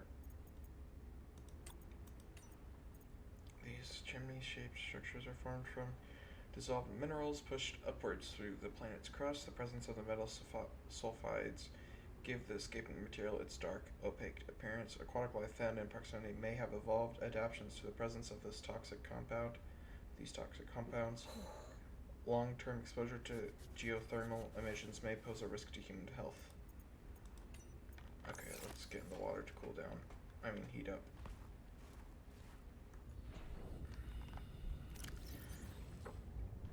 Cryptosuchus. The Cryptosuchus is a large shark-like beast, easily identifiable by its carapace of thin, bony plates. Structure. These plates are defensive, bony structures that aid in heat absorption among thermal vents. It propels itself with wide-webbed flippers that displace massive amounts of water. Behavior. The Cryptosuchus is a bit of a contradictory creature. Despite its fearsome appearance, it is more roar than bite. While territorial, the Cryptosuchus tends to retreat from confrontation after being attacked once. This is likely a form of agonistic posturing. Aggressive fauna tend to avoid fights if the probability of injury is too high. Avoid but can be handled in a pinch. Hypothermia imminent. So it runs away if it gets hit. Good to know.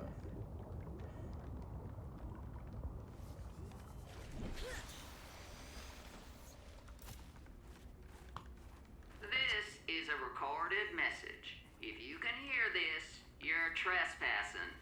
If you know what's good for you, you'll get the hell out of here. Huh.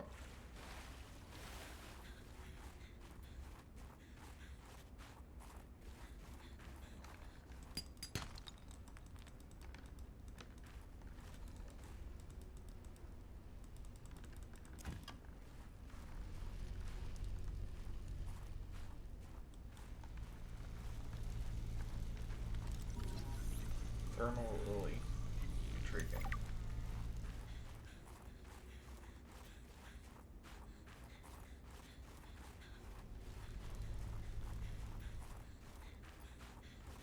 We got more penguins.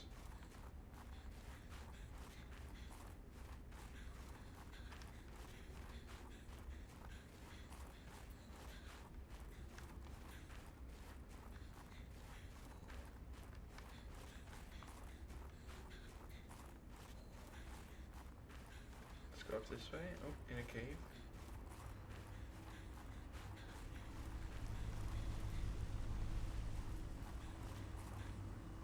Shrub nut. Horseshoe shrub. Huh.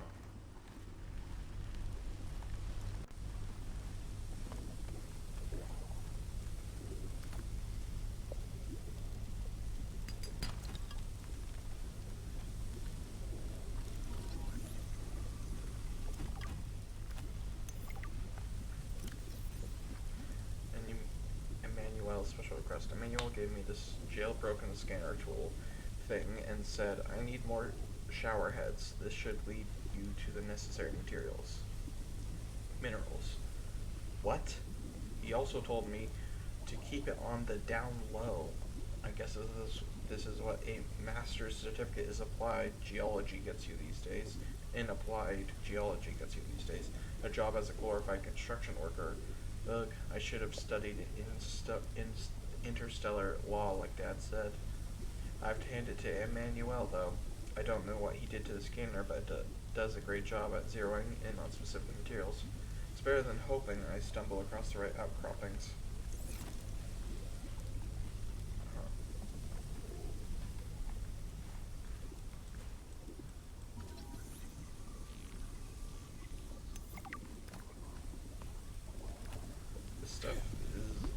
Was hard to find before. Let's see. Will it tell me if this is... No, it won't. Okay. Well, then it's not very helpful. Other than it just... Which... I see what it means. Okay. Well, I'm just down here.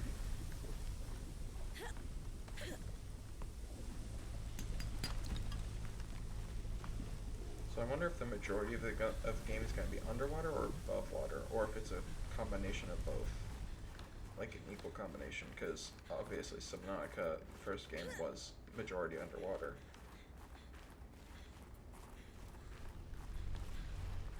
But I don't know. This one, it could be either. Because there's been so far a pretty good amount of sections in both. Started out on land, went a while in water, and now we're back on land.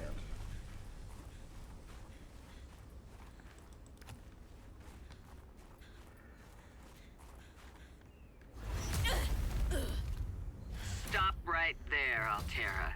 You're out of bounds. I'm not with Altera. Then your position is doubly precarious. What do you mean? If you're telling the truth, you're out of your mind. If you're lying, there'll be hell to pay. Wait! Who are you? Stay off my land.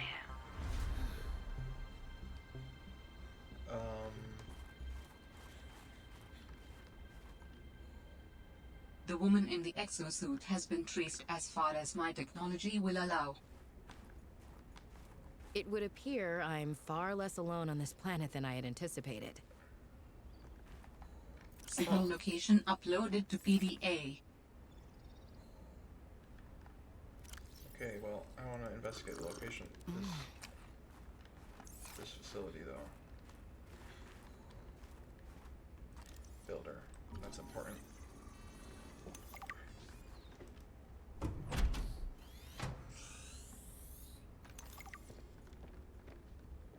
Jukebox. Locker. Altera facilities map. A map will come in handy. I should be able to find my way to Phi Robotics, where Sam worked. Delta. This is Omega, so not this. I think this is Delta. This one right here. I think. New blueprint synthesized. Multi-purpose room.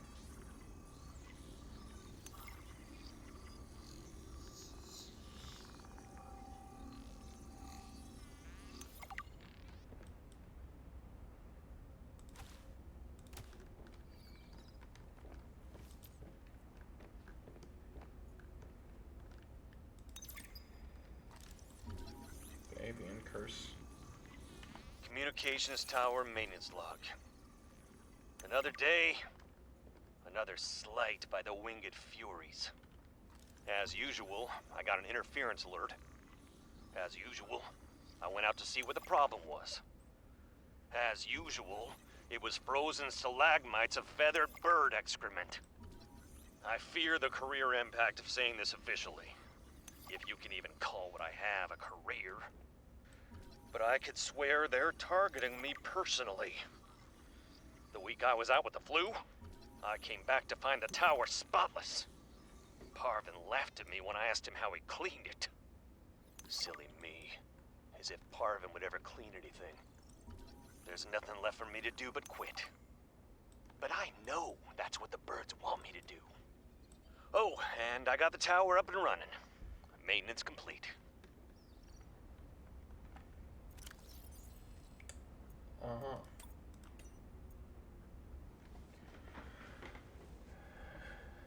Phi Robotics Center, Engineering and Robotics, Outpost 0, Xeno, Biological Research, Kappa Mining Site, Material Excavation, Delta Station, Mission HQ, Communications, and Logistics. Omega Lab, Biological Research. So Omega Lab's in the bottom right. Outpost 0, probably the red one. Or maybe the Copa. Delta, I think, is the orange one, I think. Not Delta. Yeah, Delta. I don't know. I'm unaware of the Greek alphabet. I don't know all of them. Jenny, you wouldn't believe the adventure I'm having. It's just like when we were kids and we used to play Underwater City, only Sea monsters aren't pretend, and I don't need to hide behind you when one swims by, because I'm safe in my sea truck. Safe and very, very brave. Please tell Dad for me. Thanks so much for the mustache kit, by the way. To be honest, I wasn't sure if it was a gag gift at first. Personal grooming is something of a challenge here, and as you know, I'm a pretty low-maintenance guy to begin with. But you'd be surprised how handy mustache wax is in an emergency. There have been some close scrapes. For a while there, someone was sabotaging my truck, and I thought I was seeing things. But my friend Sam helped me sort it out. Although, she's had some troubles of her own lately. To be honest, I get a little worried out here sometimes. But I guess that's normal, under the circumstances. Gotta expect a little risk, right? I should be happy. I have great friends and a good paycheck. Anyway, love you, Jenny, and Dad. Please find a way to tell him that he won't find embarrassing. And don't worry, I'm looking for the perfect fish to bring back as a gift. Your favorite. For the last time, I'm not cheating. Then what's your theory? What's going on? If you ask me, Zeta's been blinking a lot. I think it's a tell. He does have a point there. It's allergies. Allergies? Oh, is something in bloom in this frozen sector? Thermal lilies. And if you gang up on me, I swear you're all fired. You're not even my boss. Oh, you're all so gullible. You're fighting each other. Meanwhile, look at Parvin. Just look at him. What am I doing? I'm not doing anything. Let's just take this to a vote. All those who think Zeta's allergies are a bad case of alienitis, say intruder. Intruder. Intruder. Intruder. Danny? Oh, I'm just an observer here. I'm going to use my pass. Is there some kind of scientist conspiracy going on here? Zeta, Sam, Danielle? You three are suddenly very aligned. Or, like I said, Parvin is cheating. I'm starting to wish I was cheating. Huh.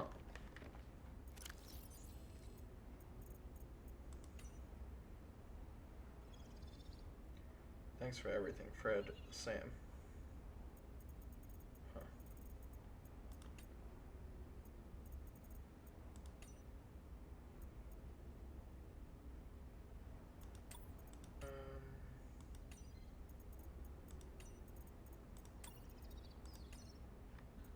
Alright.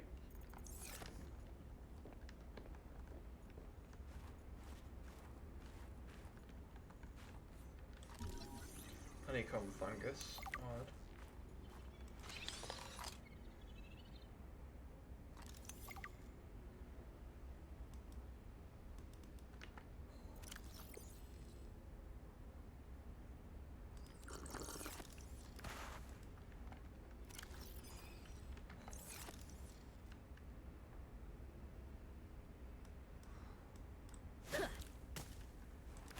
Might be good to have a ranged weapon.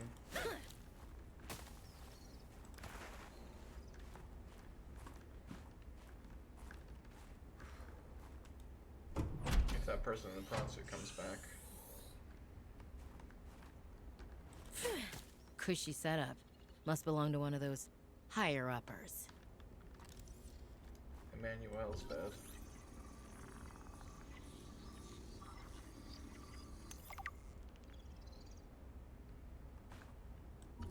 Aquarium. Therapeutic. Sam really got under management's skin. I didn't know she had it in her.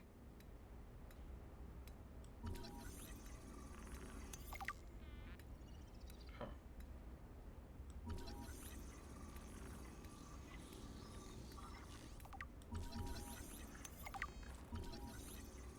Shake plant pot.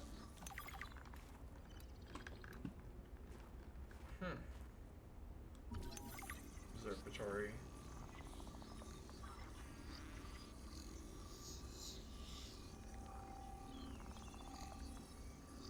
There you go.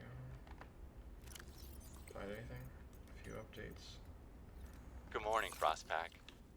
Just a quick update to inform you of some key achievements and priority shifts we need you all to get behind.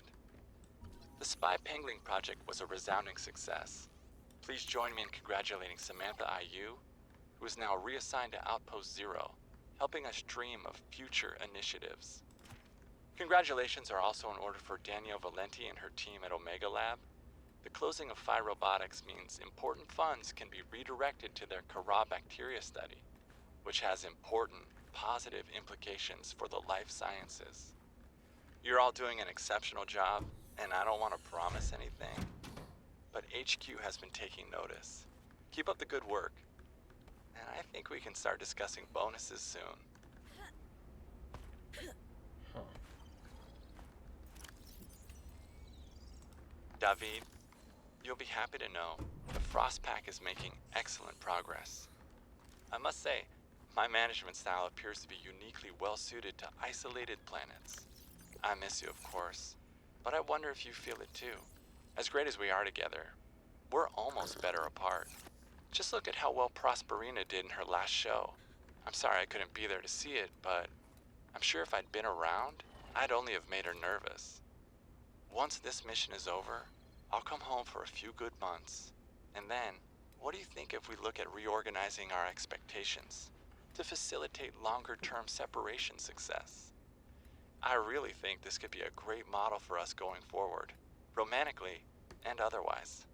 Don't forget, I love you from the depths of my heart. Keep on succeeding in your projects. You know there's nothing I find more attractive. Okay.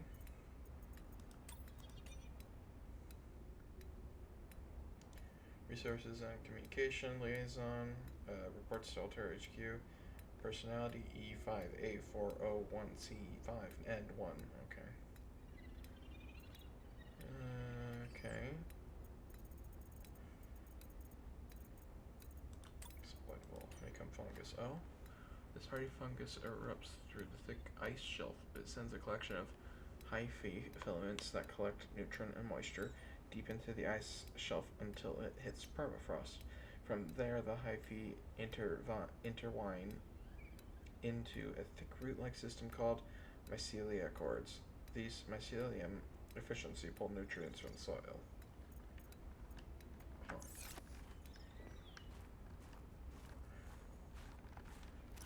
Let's see, what posters do I have? Posters, sea truck, eh. Just say no to sky rays, eh. Oh, focus. Mercury 2.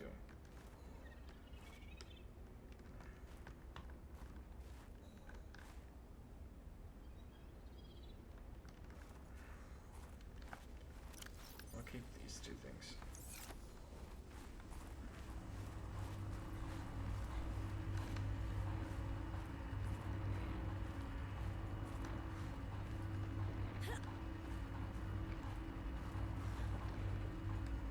Huh. This is the radio tower.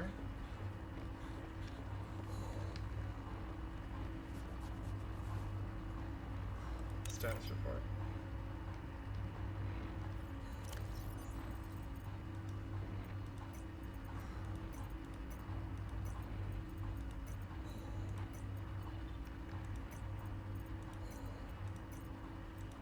Getting cold.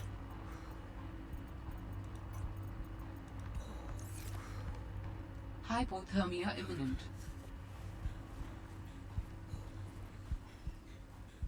I need to get back to that. ASAP.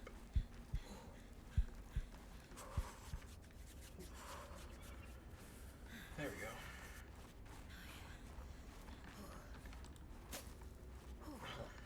Oh. Oh, it's just snow.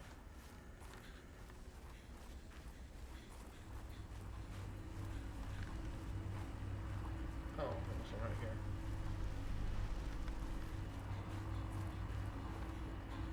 Alright, so let's come up here. Sorry, what was the status report? Don't know.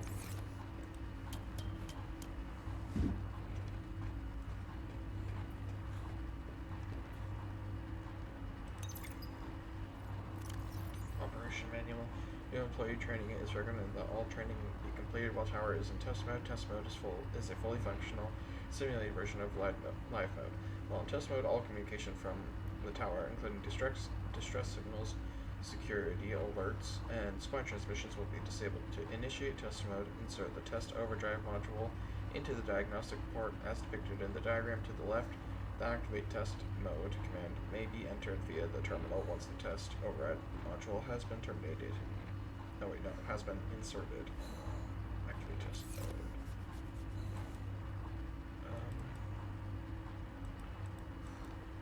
Okay.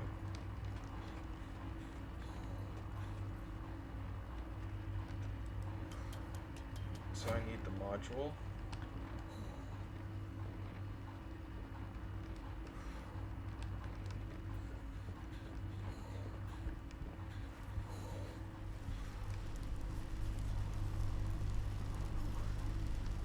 Alright.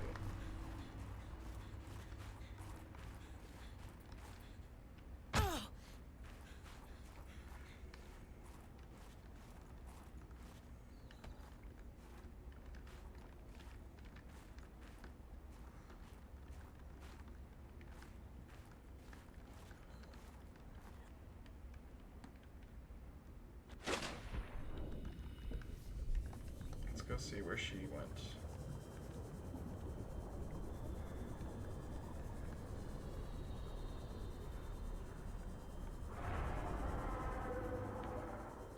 Detecting stern of an astronautical salt transco vessel nearby. Vessel name, Mercury 2. Inoperative.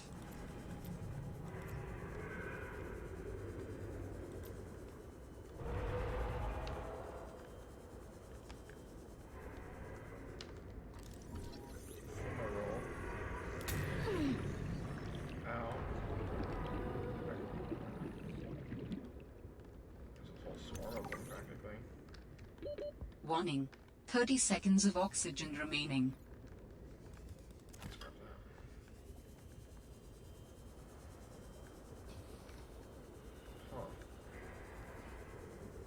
Weird. Oxygen.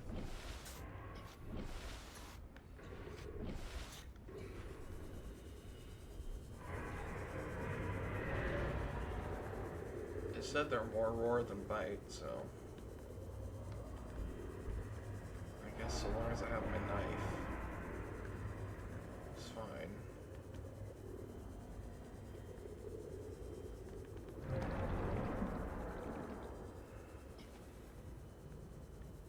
I should investigate this later when we have more oxygen.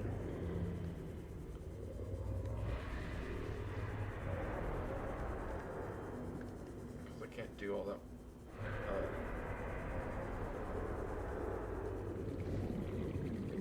Okay, I think I'm in trouble here. Lots of big fish, and I don't know what they do.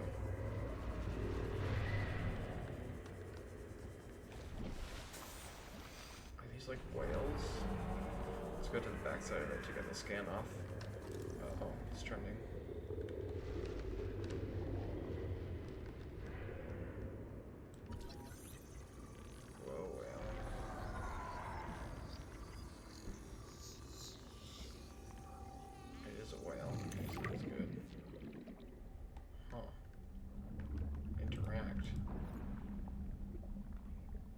Oh, I can ride it? Neat.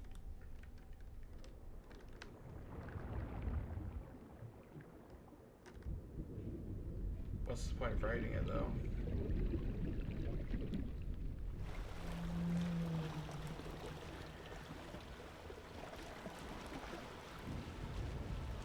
I don't see a point in riding it, sorry.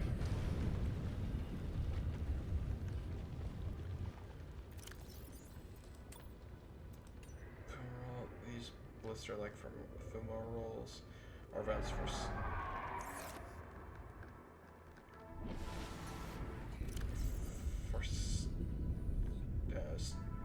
what? Vents for steam and volcanic gases that cycle through stages of accumulation and release in hidden chambers deep beneath the ocean floor. The gas mixture emitted by a fumarole typically contains carbon dioxide, sulfur dioxide, and hydrogen sulfide. sourced directly from bodies of magma. The vibrant violet explosions seen here get their distinct purple hue from the additional presence of gaseous iodine in the mixture. Leviathans, glow whale. Glow whales are communal leviathans, approximately 30 meters long, often found swimming in the open ocean and occasionally breaching the surface. Photophores. Glow whales contain several types of bioluminescent. Perhaps the most noteworthy are their photophores, which are incandescent glandular organs found at the corners of their eyes, and the pods at the tips of their sails, like pectoral fins.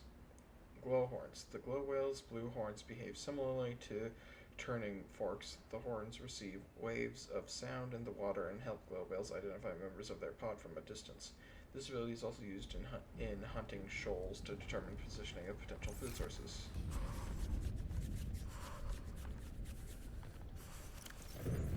When pods of whales are at play, they emit a harmonious series of notes that resonate in their horns and release a series of chemicals that appears to create a joyful response in nearby whales. This note's frequency is too high to be heard by any human ears. Passive harbors barnacles and algae. You do? Kind of. But it says, but I can ride them too, which is noteworthy.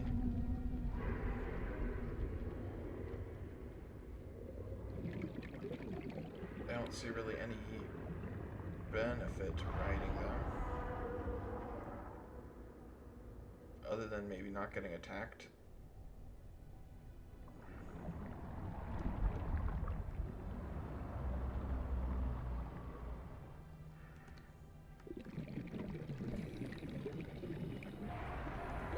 Oxygen.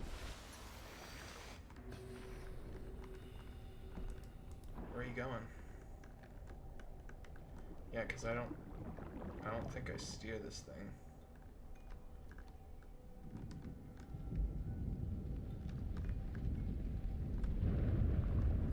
Okay, that's where I take my leave of you then, sorry. But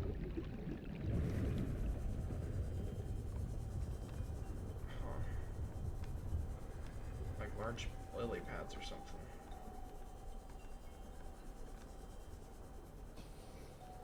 Is that another whale? Warning. Passing 100 meters. Oxygen efficiency decreased. No, I don't think that's a whale.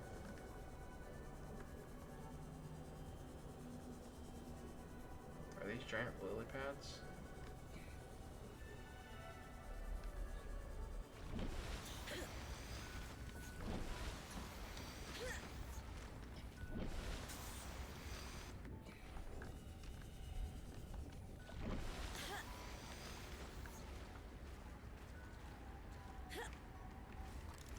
Yeah, they're giant lily pads.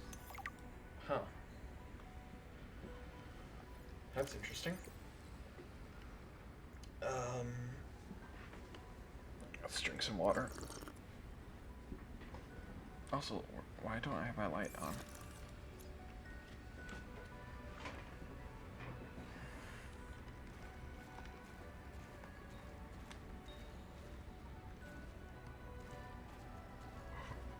Well, I can't go down there.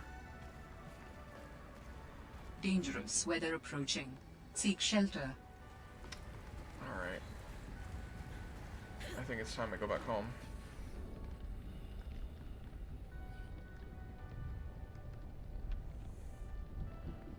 I'm not sure exactly what use these guys have, other than faster travels, I guess. They're pretty fast, because I can't control their positioning.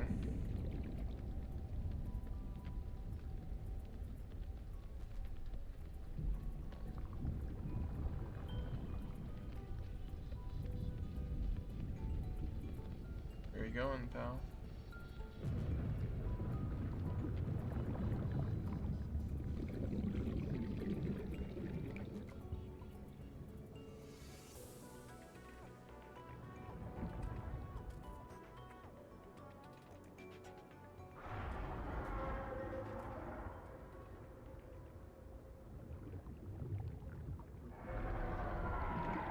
one of the cryptos over there.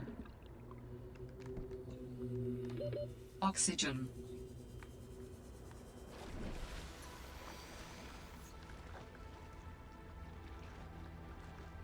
Is that the tower station? I think so. Oh, we got two.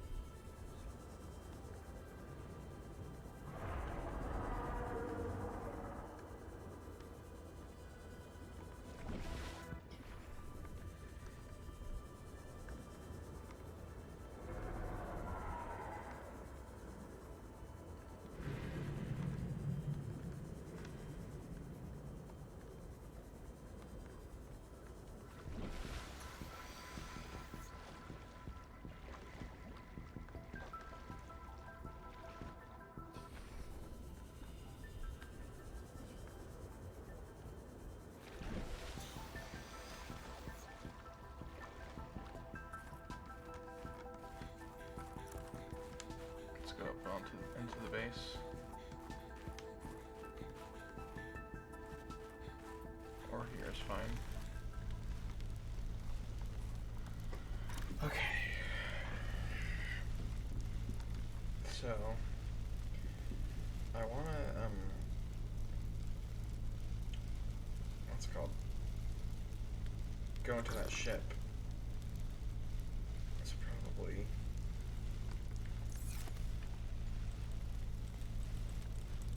fragments.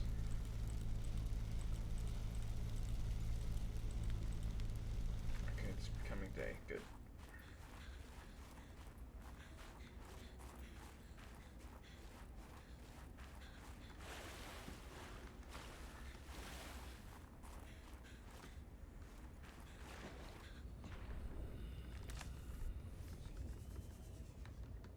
Can't really see where it was.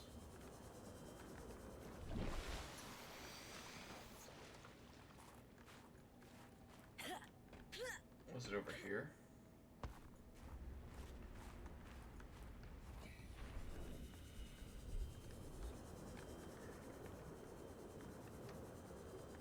Yeah, I think it was over here.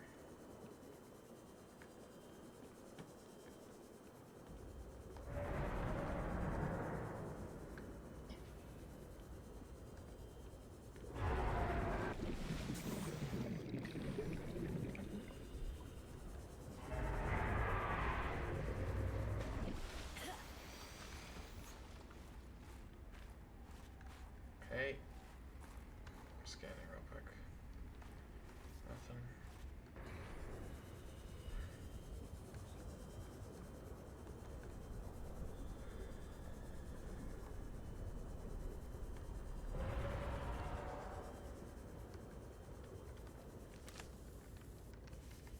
So I think that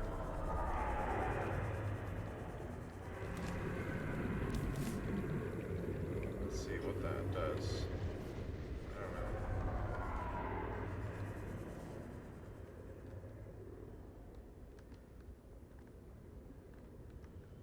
Are you telling me there's no fragments of this ship? Can you even get inside the ship?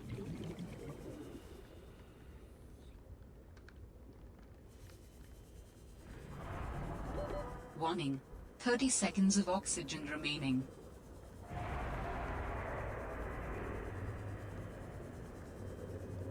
So many of these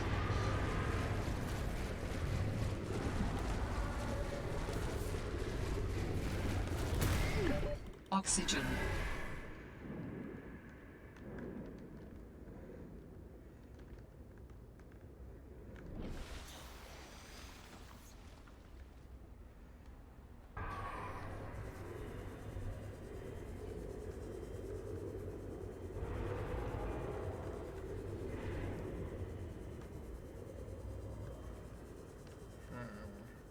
I don't think there's a way in.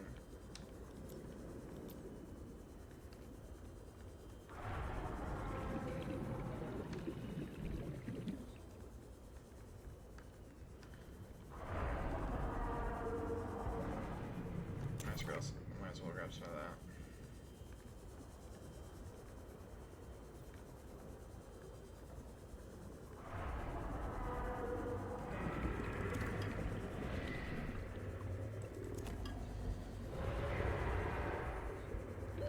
Warning. 30 seconds of oxygen remaining.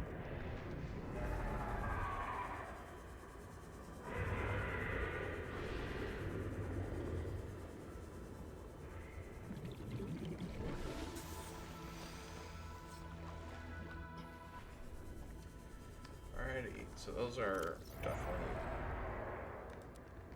bad creatures.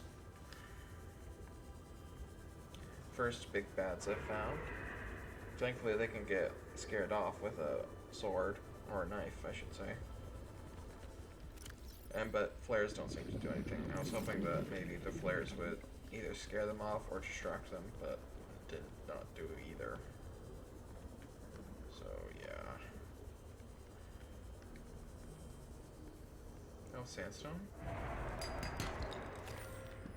They call it something else.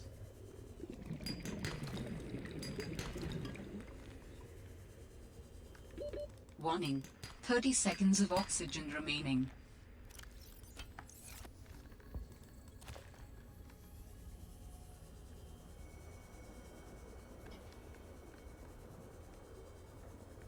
What is that?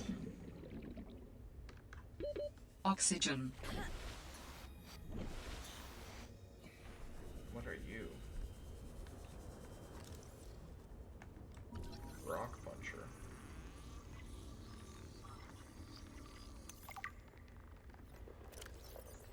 A large crustacean which feeds on tiny larvae excavated from coral and rock with its powerful punching arms. Attracted to glow larvae found in and around deep sea rock formations. Hardened chitin claws can thrust forward at close to the speed of sound to break rock and bone alike, known to attack larger creatures which threaten its territory. Perfectly adapted to cave environments, its 6 legs adhere to walls and can propel it short distances through the water. Heavily armored, vulnerable only to Leviathan-class predators. Avoid or redirect with food. Oh, good to know.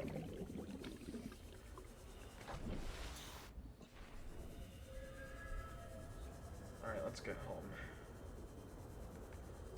Can I build a thing yet? Okay, I can. Nice. Wow, I got a lot of stuff all over already.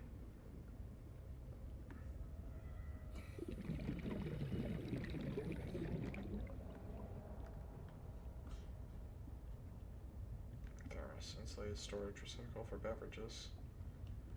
Okay. Glass and titanium, but what's it do?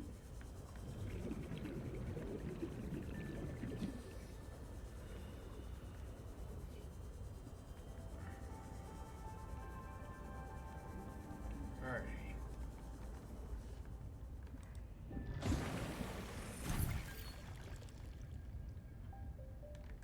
I should have guessed Altera would find a way to clip Sam's wings, like I knew they'd do to mine once they took over Xenoworks.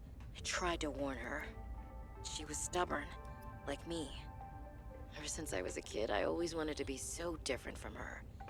Scrappier, faster, less play by the rules. But Sam didn't tolerate Altera's corporate red tape any more than I did. She just tried to change it from the inside. I think in the end, we always wanted similar things.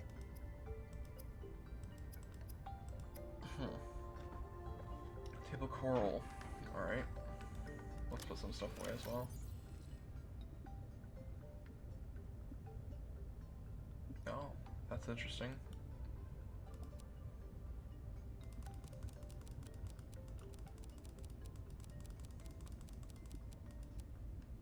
Alright, that'll have to do.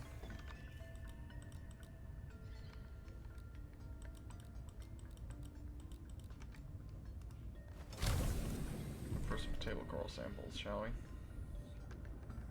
Haven't actually seen any. Is that one? No.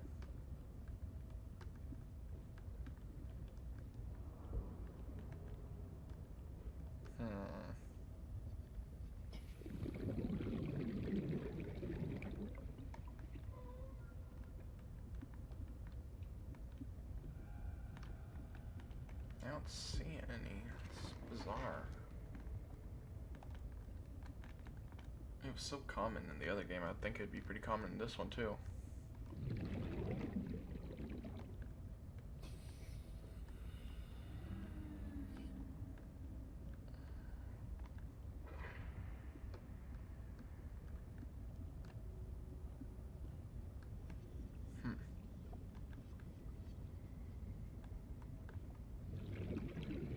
Finding it's gonna be a whole thing, isn't it? Oxygen. Wow. I'm surprised I still had yet to find any.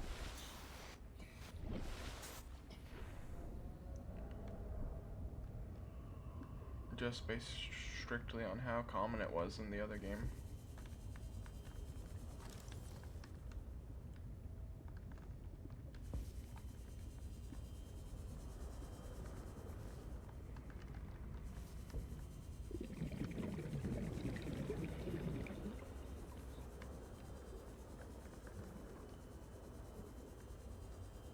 Is it really nowhere here? Since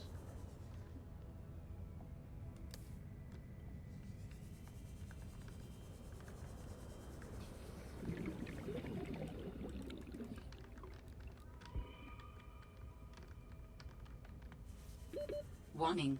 30 seconds of oxygen remaining.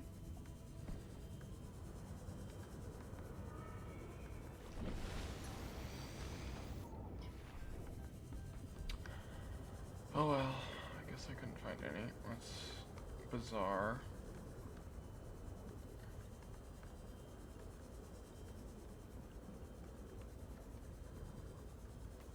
It's extremely bizarre that there isn't any right here.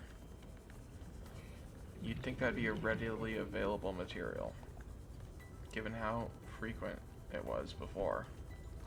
And it's not this.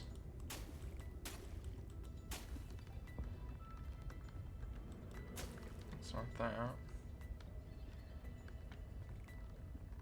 It's probably not that. And I don't think this does anything. Yeah, no. Just food. Where on earth would it be?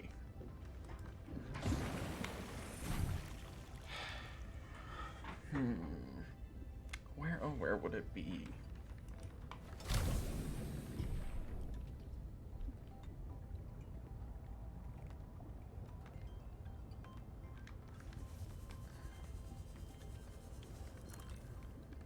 Okay, I don't think the scanner's all that helpful, honestly.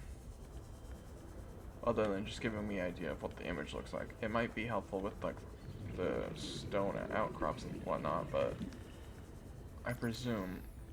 Oh, we're out of battery. Darn. Alright, well.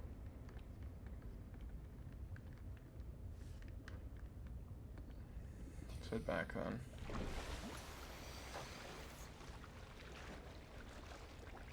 It wouldn't be above water, would it? It's coral. I don't think it'd be underwater. But I'd also think it'd be near, you know, here.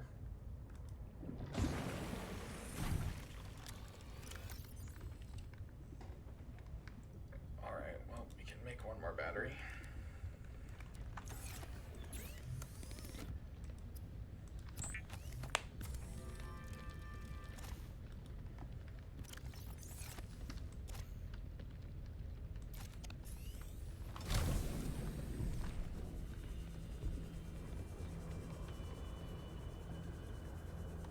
Down here.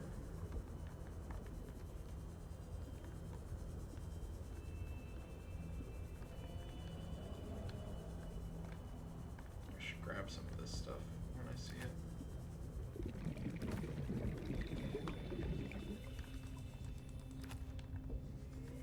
Okay, I need to collect it.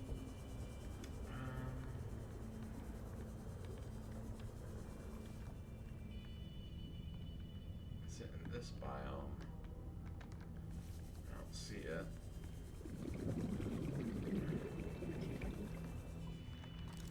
Is it down here? Warning. 30 seconds of oxygen remaining.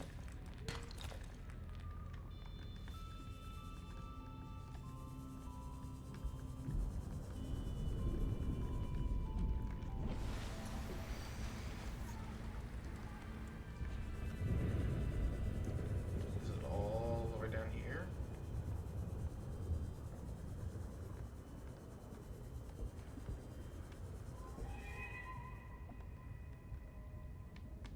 Kind of far down if you ask me. For something that should be pretty readily available.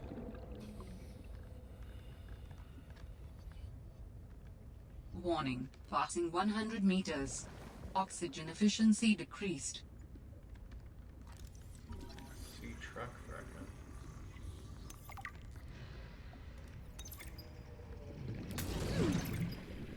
What the? Brute shark.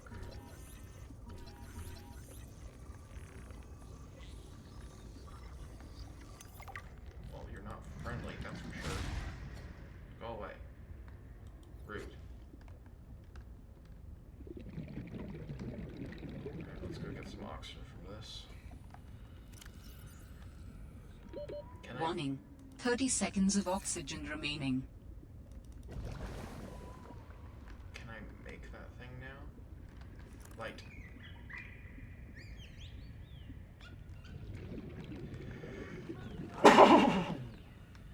Sorry. Is it still chasing me? No, okay. Can I make that truck now?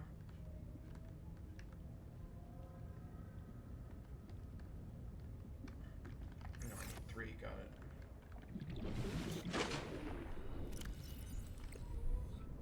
Well, I might as well go back down.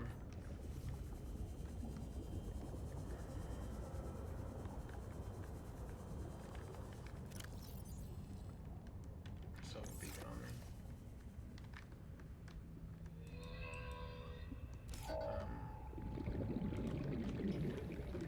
Deep location with,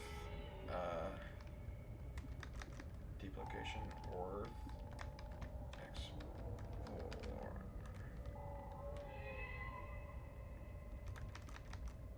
Cavern. Worth exploration. There we go, now we got something. I'll save that.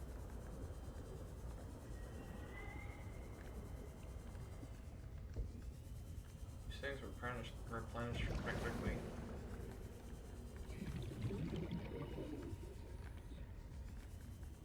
Keep it out. Morse code.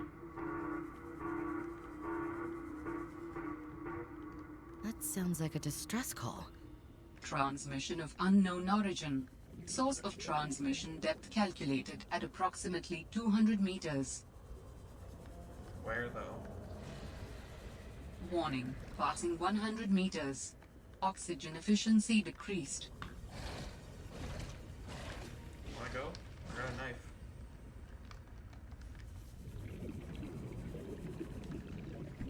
Sea glide would be down here.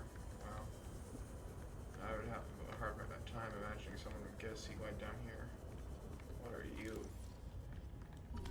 Arctic Ray.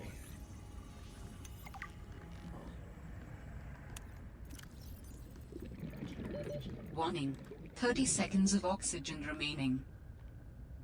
Fred, great to see you. Come on in. You don't mind if I record this, do you? Am I in trouble? No. You know me. Just a fanatic for details. And my memory's not what it used to be. I know what that's like. Yes. Is that why you've been running so many personal errands for your colleagues? We asked you to limit them. So I am in trouble. That's not how I want you to look at it. Here's what I see. You're a team player. You want to get the job done. I think I have a pretty good record there. You want people to like you. Has anyone complained? Fred, the trouble is, not everyone is as reliable as you are. Sometimes people need help being where they need to be and concentrating on their work. All the trips were work-related. It appears you transported tech for Lil. rather far out from her base. Well, it needed to go deep, and she needed a sea truck. Her work is currently on surface installations. She shouldn't be anywhere near the water. I... No more favors to friends, agreed? Yes, sir. I keep telling you.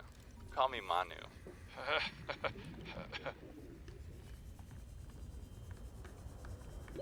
Warning. 30 seconds of oxygen remaining. Warning. Passing 100 meters. Oxygen efficiency decreased. So I found the table coral, so that's good. Oxygen. Oh no. Plant. I don't see a plant. Gotta book it.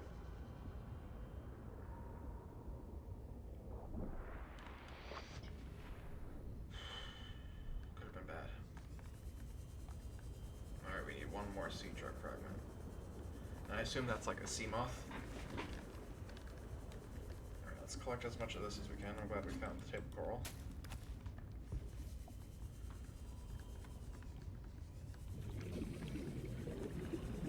Is this it?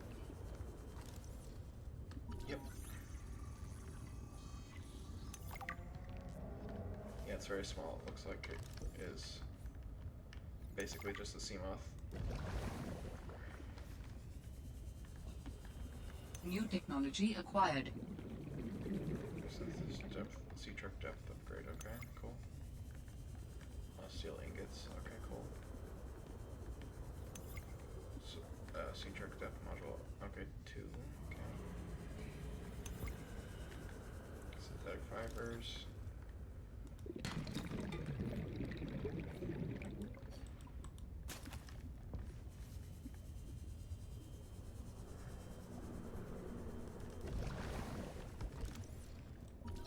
Mobile vehicle bay.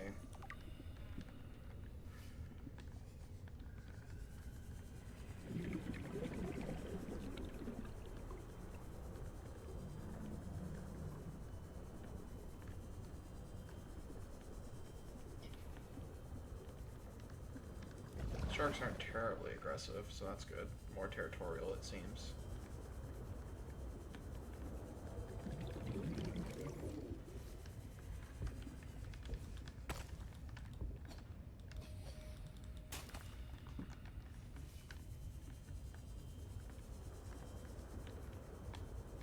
Should take this.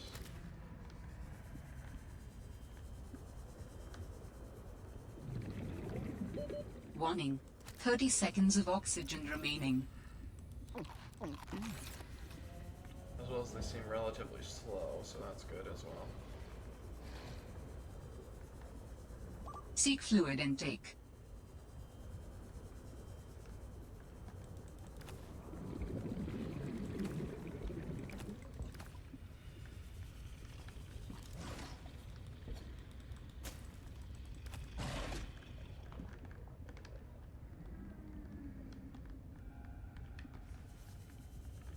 Wow, lots of stuff Warning. here.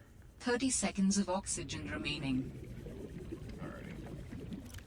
Do I have any water on me? No, I don't.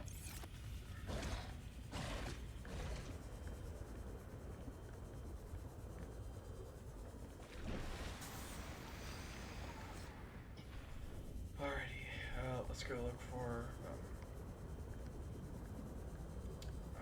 one last mobile vehicle bay fragment.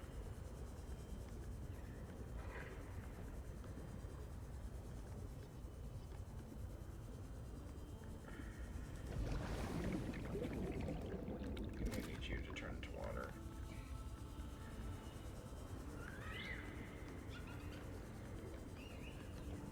There was one somewhere among the grass, I remember. Is that a graph trap? Yeah.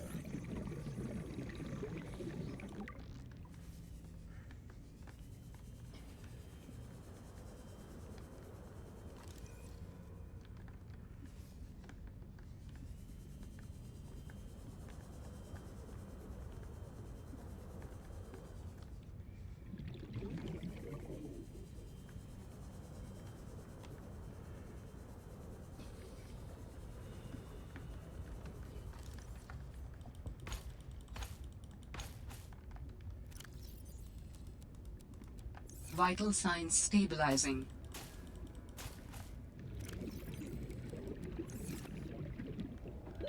Oxygen. Alrighty, let's go over here.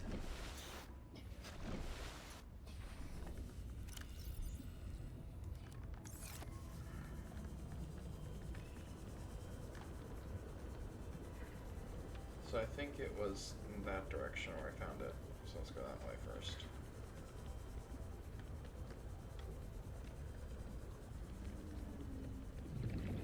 I think it was somewhere around here.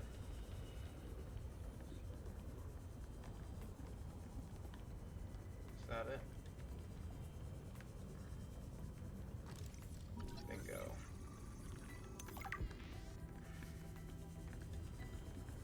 Alrighty.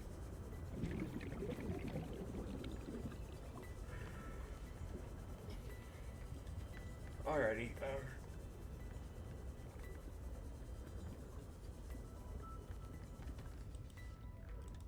we've been doing it a lot today, actually.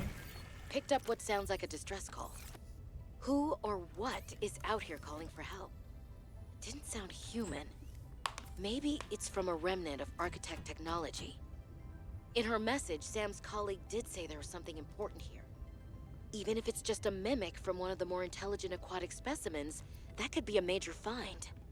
Or if it's from Altera, it could have bearing on what happened to Sam. I should definitely check it out. Lead glass power cell, advanced wiring kit. Oof. And titanium ingot, eh? Yeah, lubricant titanium ingot. Okay, so what's required for an advanced wiring kit?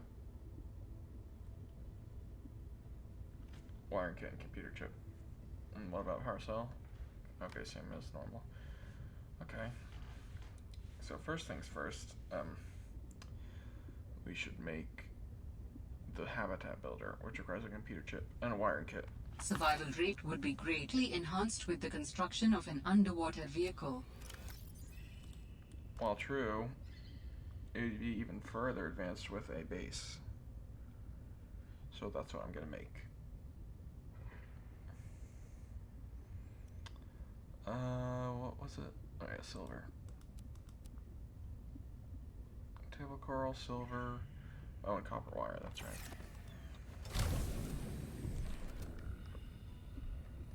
Now it picks it up, of course.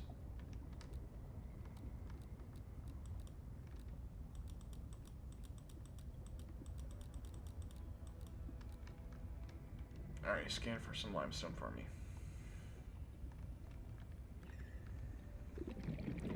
We need to get some copper.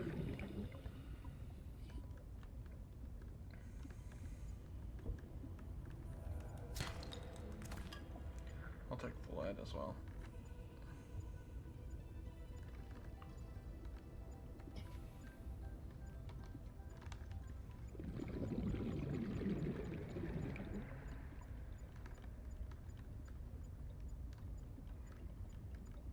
Oh.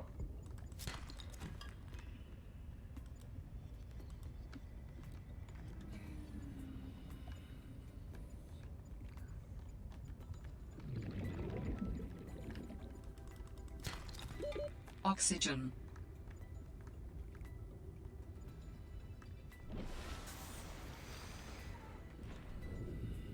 There we go, we got two right here.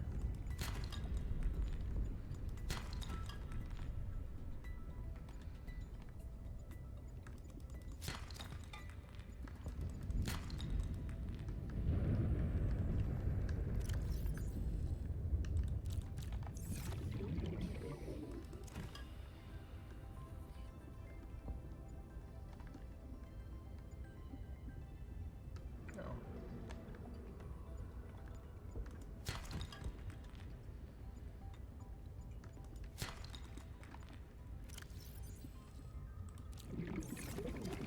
Alright, let's head back.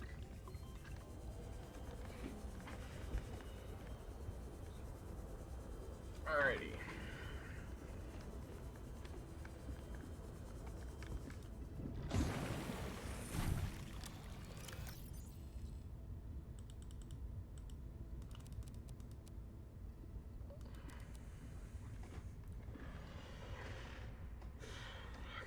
So let's fabricate a titanium ingot.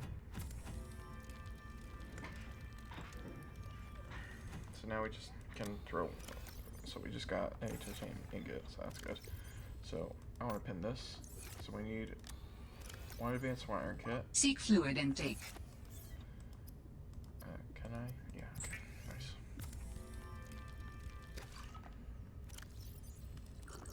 Vital signs stabilizing. So I need a wiring kit. Computer chip is a copper wire.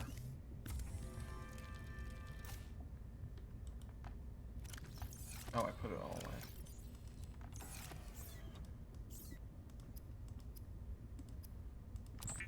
Computer chip. Tools. Advanced wiring kit. Not advanced wiring kit, sorry. Adding Okay, emergency shelter blueprints to your databank. Alright. Sea Log 3. The damn ugly thing followed me into the shallows. Didn't think something that big would follow me up here. Had to jettison the sea truck. Again. I guess I could try to go back for the parts when it leaves. If it leaves. I really don't want to sit in another meeting with Emmanuel. Manu, as he likes to be called. I just want to drive around and deliver cargo in peace. With the Builder tool, you can construct sea bases from raw materials, advising against exploring a frozen water continent without a base. No bed, no storage, no place to put a fabricator module. No fun.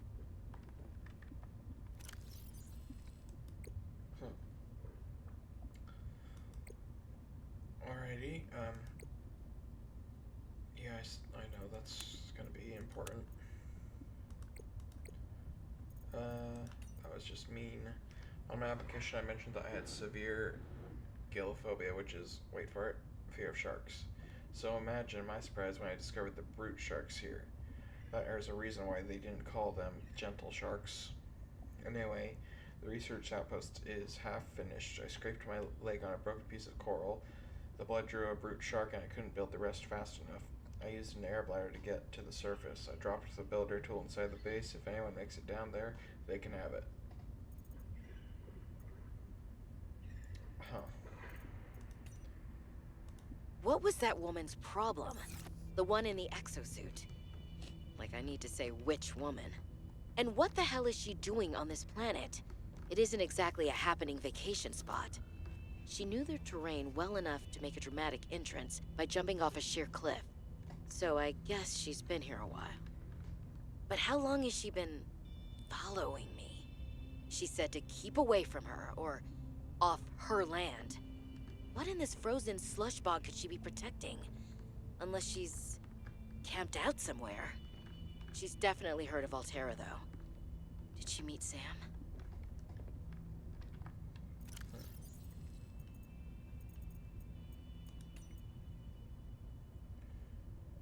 Minor threat, yeah.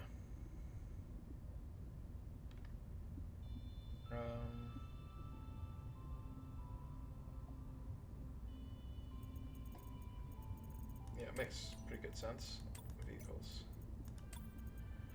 Sea truck, very small. The sea truck is an advanced underwater vehicle with attachable modular cabins for maximum adaptability in the field. Oh. Main cabin, small and nimble when unencumbered by additional modules. The main cabin alone is comparable in speed to the Seamoth. A wide reinforced glass viewing window provides excellent forward visibility while at the helm. Retractable helmsperson's chair, no expense spared. Unlike the larger Cyclops submarine, the sea truck does not support the addition of internal modules like the fabricators. However, it can be upgraded to enhance its speed, towing power, and crush depth, among other things. Rating speed variable depending on cargo. Crush depth 150 meters, upgradable. Power 2 times replaceable power cells. Upgrade module 4 slots. Persons 1+. Additional modules. Bespoke cargo modules can be attached to the rear of the main cabin, providing a range of powerful benefits. Available modules including fabricators, docking stations, habitation sections, and of course, Plenty of storage. Additional cargo modules reduce the sea truck's speed, maneuverability, and power efficiency. Additional modules can be jettisoned directly from the main cockpit control to enable exploration of tight spaces or in case of emergency. The sea truck competing products are trucking heck.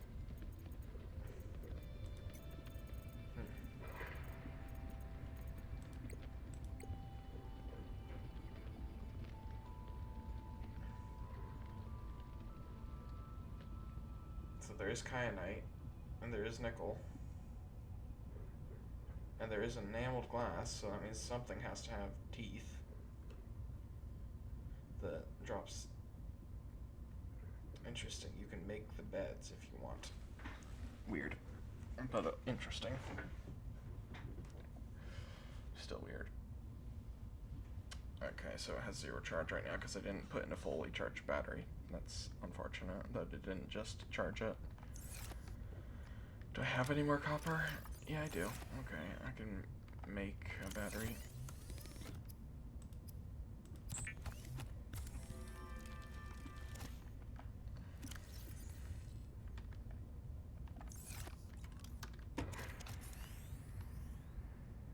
Alrighty. So what can we build? Normal stuff up from the looks of it.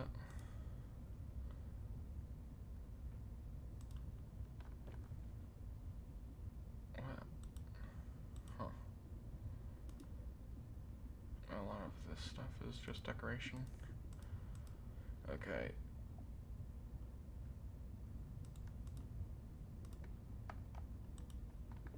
So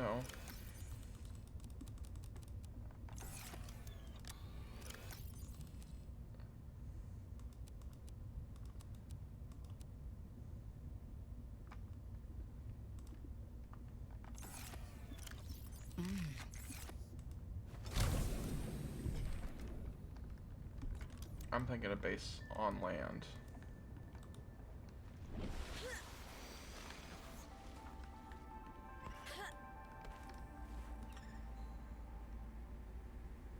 It doesn't let me have a base on land, does it? It lets me have it above water, just not on land for some reason. Unknown reason, that is.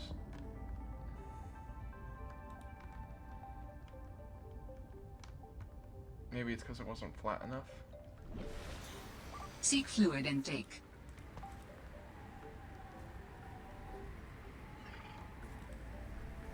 Not sure what it, or where I can build it, but I can build it underwater, that's for sure.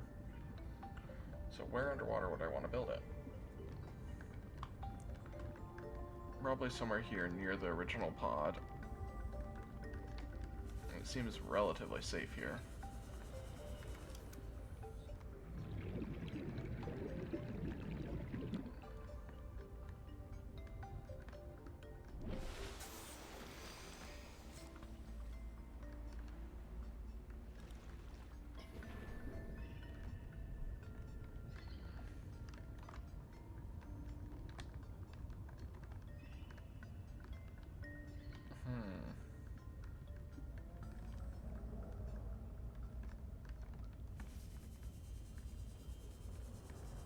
So let's grab these two things.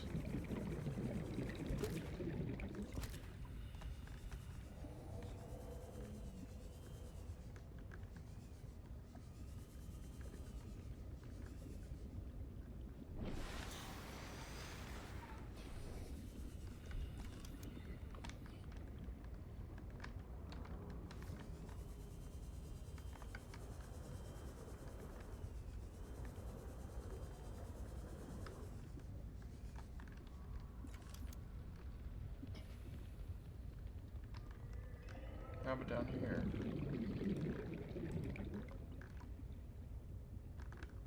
No, we would want it to be higher so that it gets sunlight.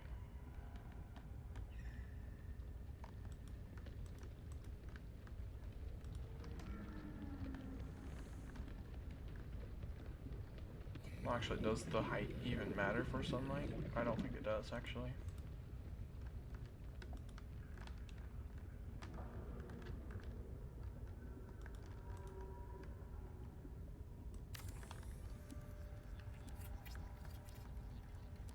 Actually, it probably does, so let's just move it up there. Oxygen.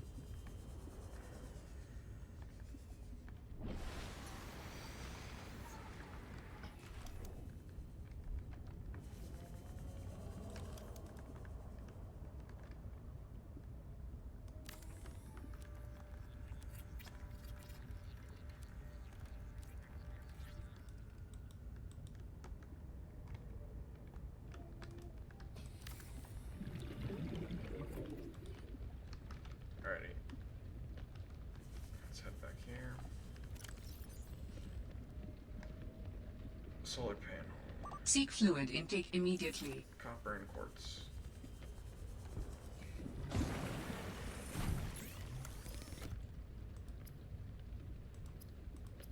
Water. Run out of water a lot faster than I run out of food. Which makes sense, I suppose. Vital signs stabilizing.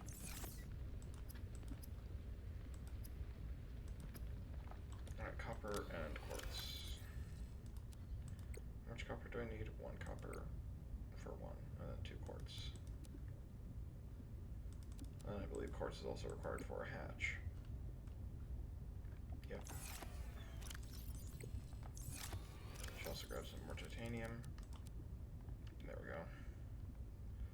Let's put away some of this stuff.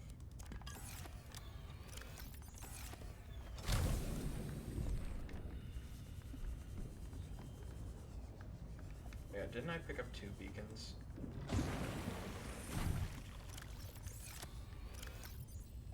Yeah. I'll mark home with it.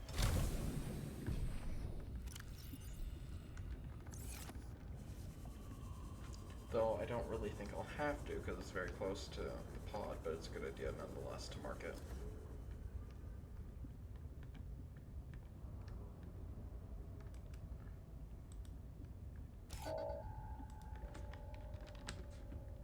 And home we want to make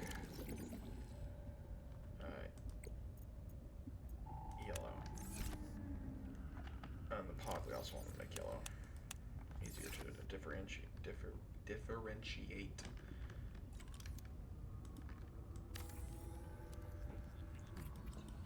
Alright.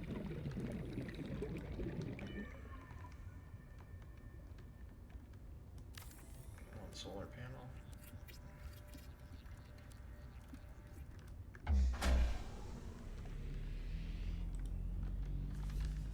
Power restored. All primary Welcome aboard, Captain. There we go.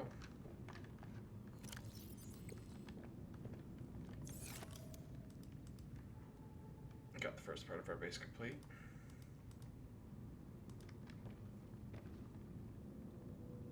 Of course, there will be more expansions later, but it's a good idea to start right now with what we have. So we'll want a fabricator. I need 2 copper ore and 2 quartz.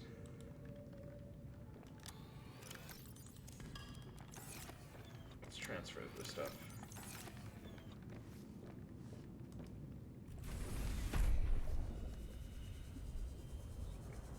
So 2 copper or 2 quartz. Let's do that.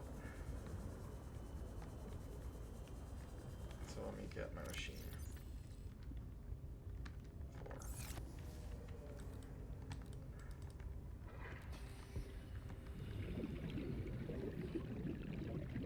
I'm looking for a limestone right now.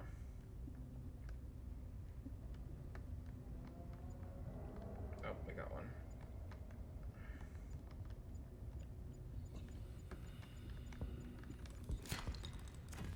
Okay, titanium, still useful.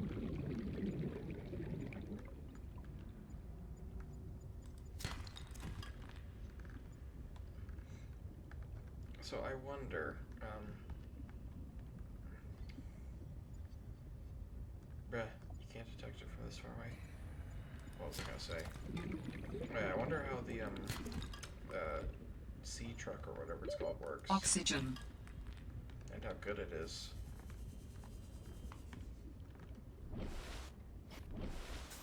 Also, I wonder if there's anything larger than the crypto.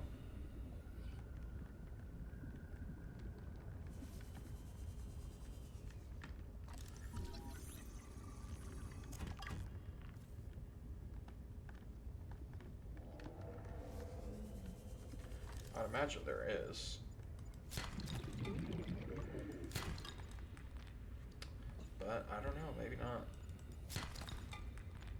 But there are sure a lot of them, that's for sure. So many.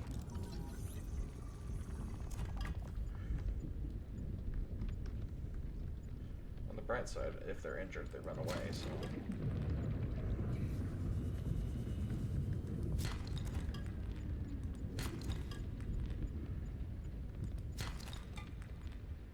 Alright, now let's get some quartz.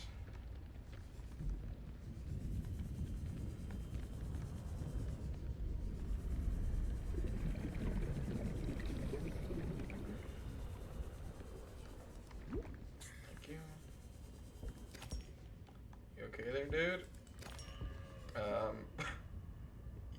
You good? Yeah, looking a little crooked there. Oxygen. Yeah, okay? Uh-huh. So, you know how it said that they were originally not intelligent? Oxygen. I'd say might have been accurate on that regard. It's pretty good.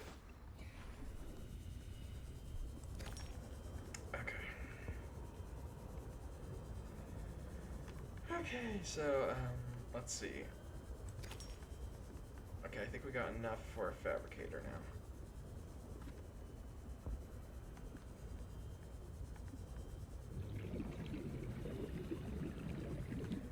The peepers don't seem to jump through the water as much.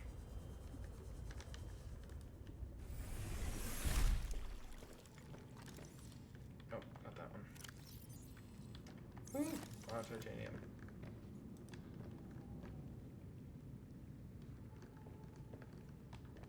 Let's go over here. Alright, there we go. We got everything we need so far. So far, this base has the exact same stuff that the other one has, but it's bigger. Let's give it some more power.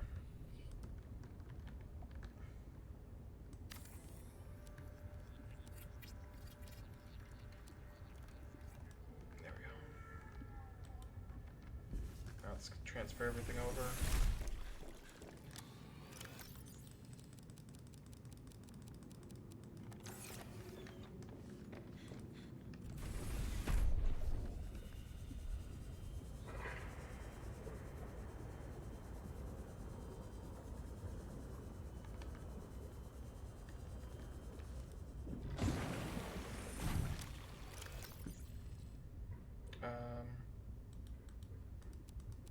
Not sure if I can even plant stuff anymore, but might as well take it all.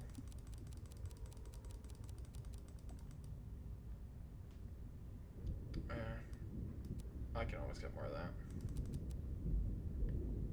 And then let's put this back. That should be good.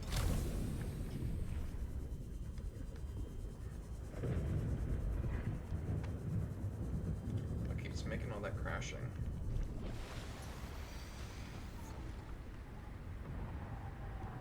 Oh, the lightning.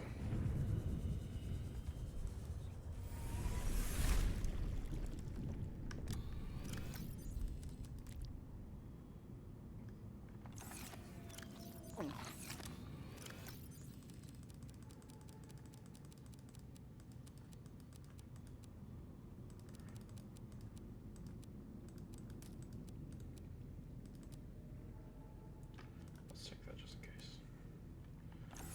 Alrighty. So our base is all set up. And that's actually going to be where I end it for today. So actually, it was quite a bit of fun.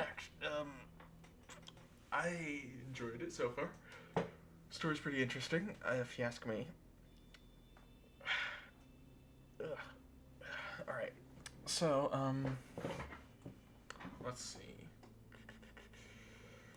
So yeah, I'm gonna end here. But, I appreciate everyone who came and watched.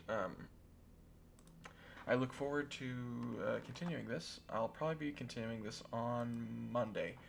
And let me think. Yeah, I'll be continuing on Monday, and I want to see if you guys will let me know whether or not I should do more variety games or not. When I say more, I mean variety games, because I've only done one, and that was a little while ago. Also, let me know if there's anything you should if I should change anything. And don't forget to follow. Super helpful, super appreciated. And then also, don't forget to subscribe if you're on YouTube. And what else was there? Oh yeah, I'll be uploading another YouTube video tonight, a few hours, and it will be, we finished Subnautica, so it'll either be, no, it won't be this stream.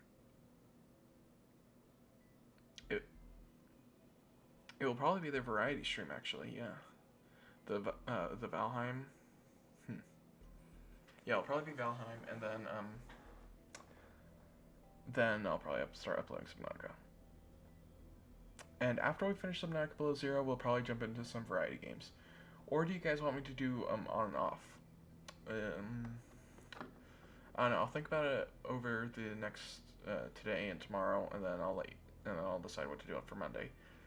So as for variety games, there are a few that I can think of. So the reason why I want to play variety games is because, don't get me wrong, I love Subnautica, and so far Subnautica Below Zero has been great. But it's a very relaxing game, and it's not for everyone. But I'm trying to think.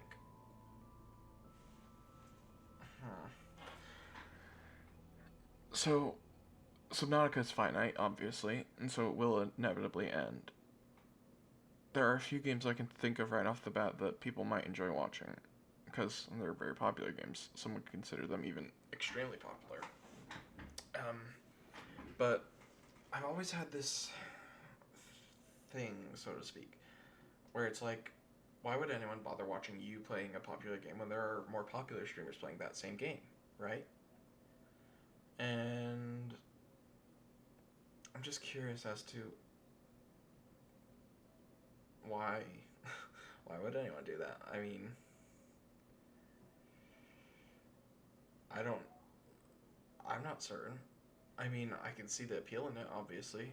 Some people think that bigger streamers are, I don't know, not as fun. But here's the thing. With bigger streamers, they're going to be at the top of the list. So no one's really going to see me at the bottom of the list, because I'll probably be at the bottom of the list, to be frank. I've got always one viewer. That one viewer's a bot. And I'm pretty sure he's on, or it is on, a lot of different streams too. And that's why you always see those new streamers like myself with one viewer, because it's that bot. Anyway. So, options are like Valorant, which I'm terrible at, League of Legends, which I am terrible at, I guess TFT counts as another game, which I'm also terrible at. There's Bloons, but that's not a very entertaining game for long, unless you're playing with other people. If I had a friend group, this would make things a lot easier. Because then there are so many multiplayer games. Well, kind of. There are more multiplayer games that would make it a lot easier.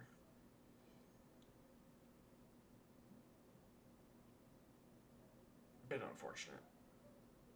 But hopefully I'll be able to meet some people in the future, and we'll be able to play more games. But until then, we'll figure stuff out. We'll make do as we do. Alrighty. So, that is going to be everything for today. I hope you all enjoyed the stream. I had fun. A very relaxing stream, to be honest. As is most of my streams, they seem to be pretty calming. I wonder if I should do a stream less calm, Or if people like the calmness of it. I'm not sure. Because if you ask me, I think my voice sounds horrendous. That's a bad thing, right? Horrendous? Yeah, I think so. But I don't know. Maybe you guys like it. But I'm not sure. I could always just talk for a while and ramble and ramble and ramble about whatever. But I don't see that being very entertaining. You know?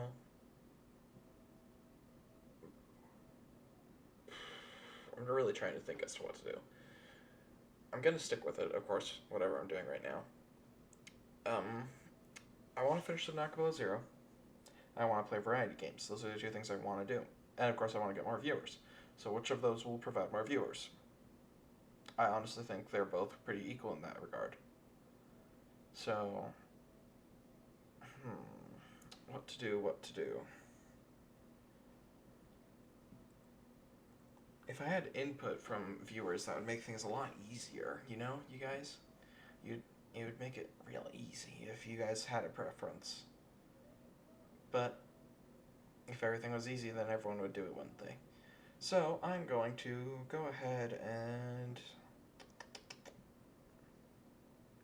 I'll probably just go ahead and continue with Subnautica Below Zero. Actually, you know what? No. I've changed my mind. I'm gonna do variety. I did Subnautica and Skyrim both, just sticking to that same game multiple days in a row. You know what? Nope, I'm not doing that anymore. I want to go with variety. So on Monday, we are doing a variety stream. We'll be playing multiple games, maybe one game, but not a part of Subnautica. But then Tuesday we'll pick up Subnautica again. Sound good? Great. All right. So I'll let you know if anything changes. I don't think anything will. And as for the games, there are many options. It'll probably be one of the ones I listed. I might play multiple of the ones I listed. I don't know. Who knows? I don't. Anyway, so I will see you all Monday, 12 p.m. PST or sooner. And yeah, we'll play some variety. Looking forward to seeing you guys there. Should I use webcam for that? I suppose it just depends on the game, doesn't it?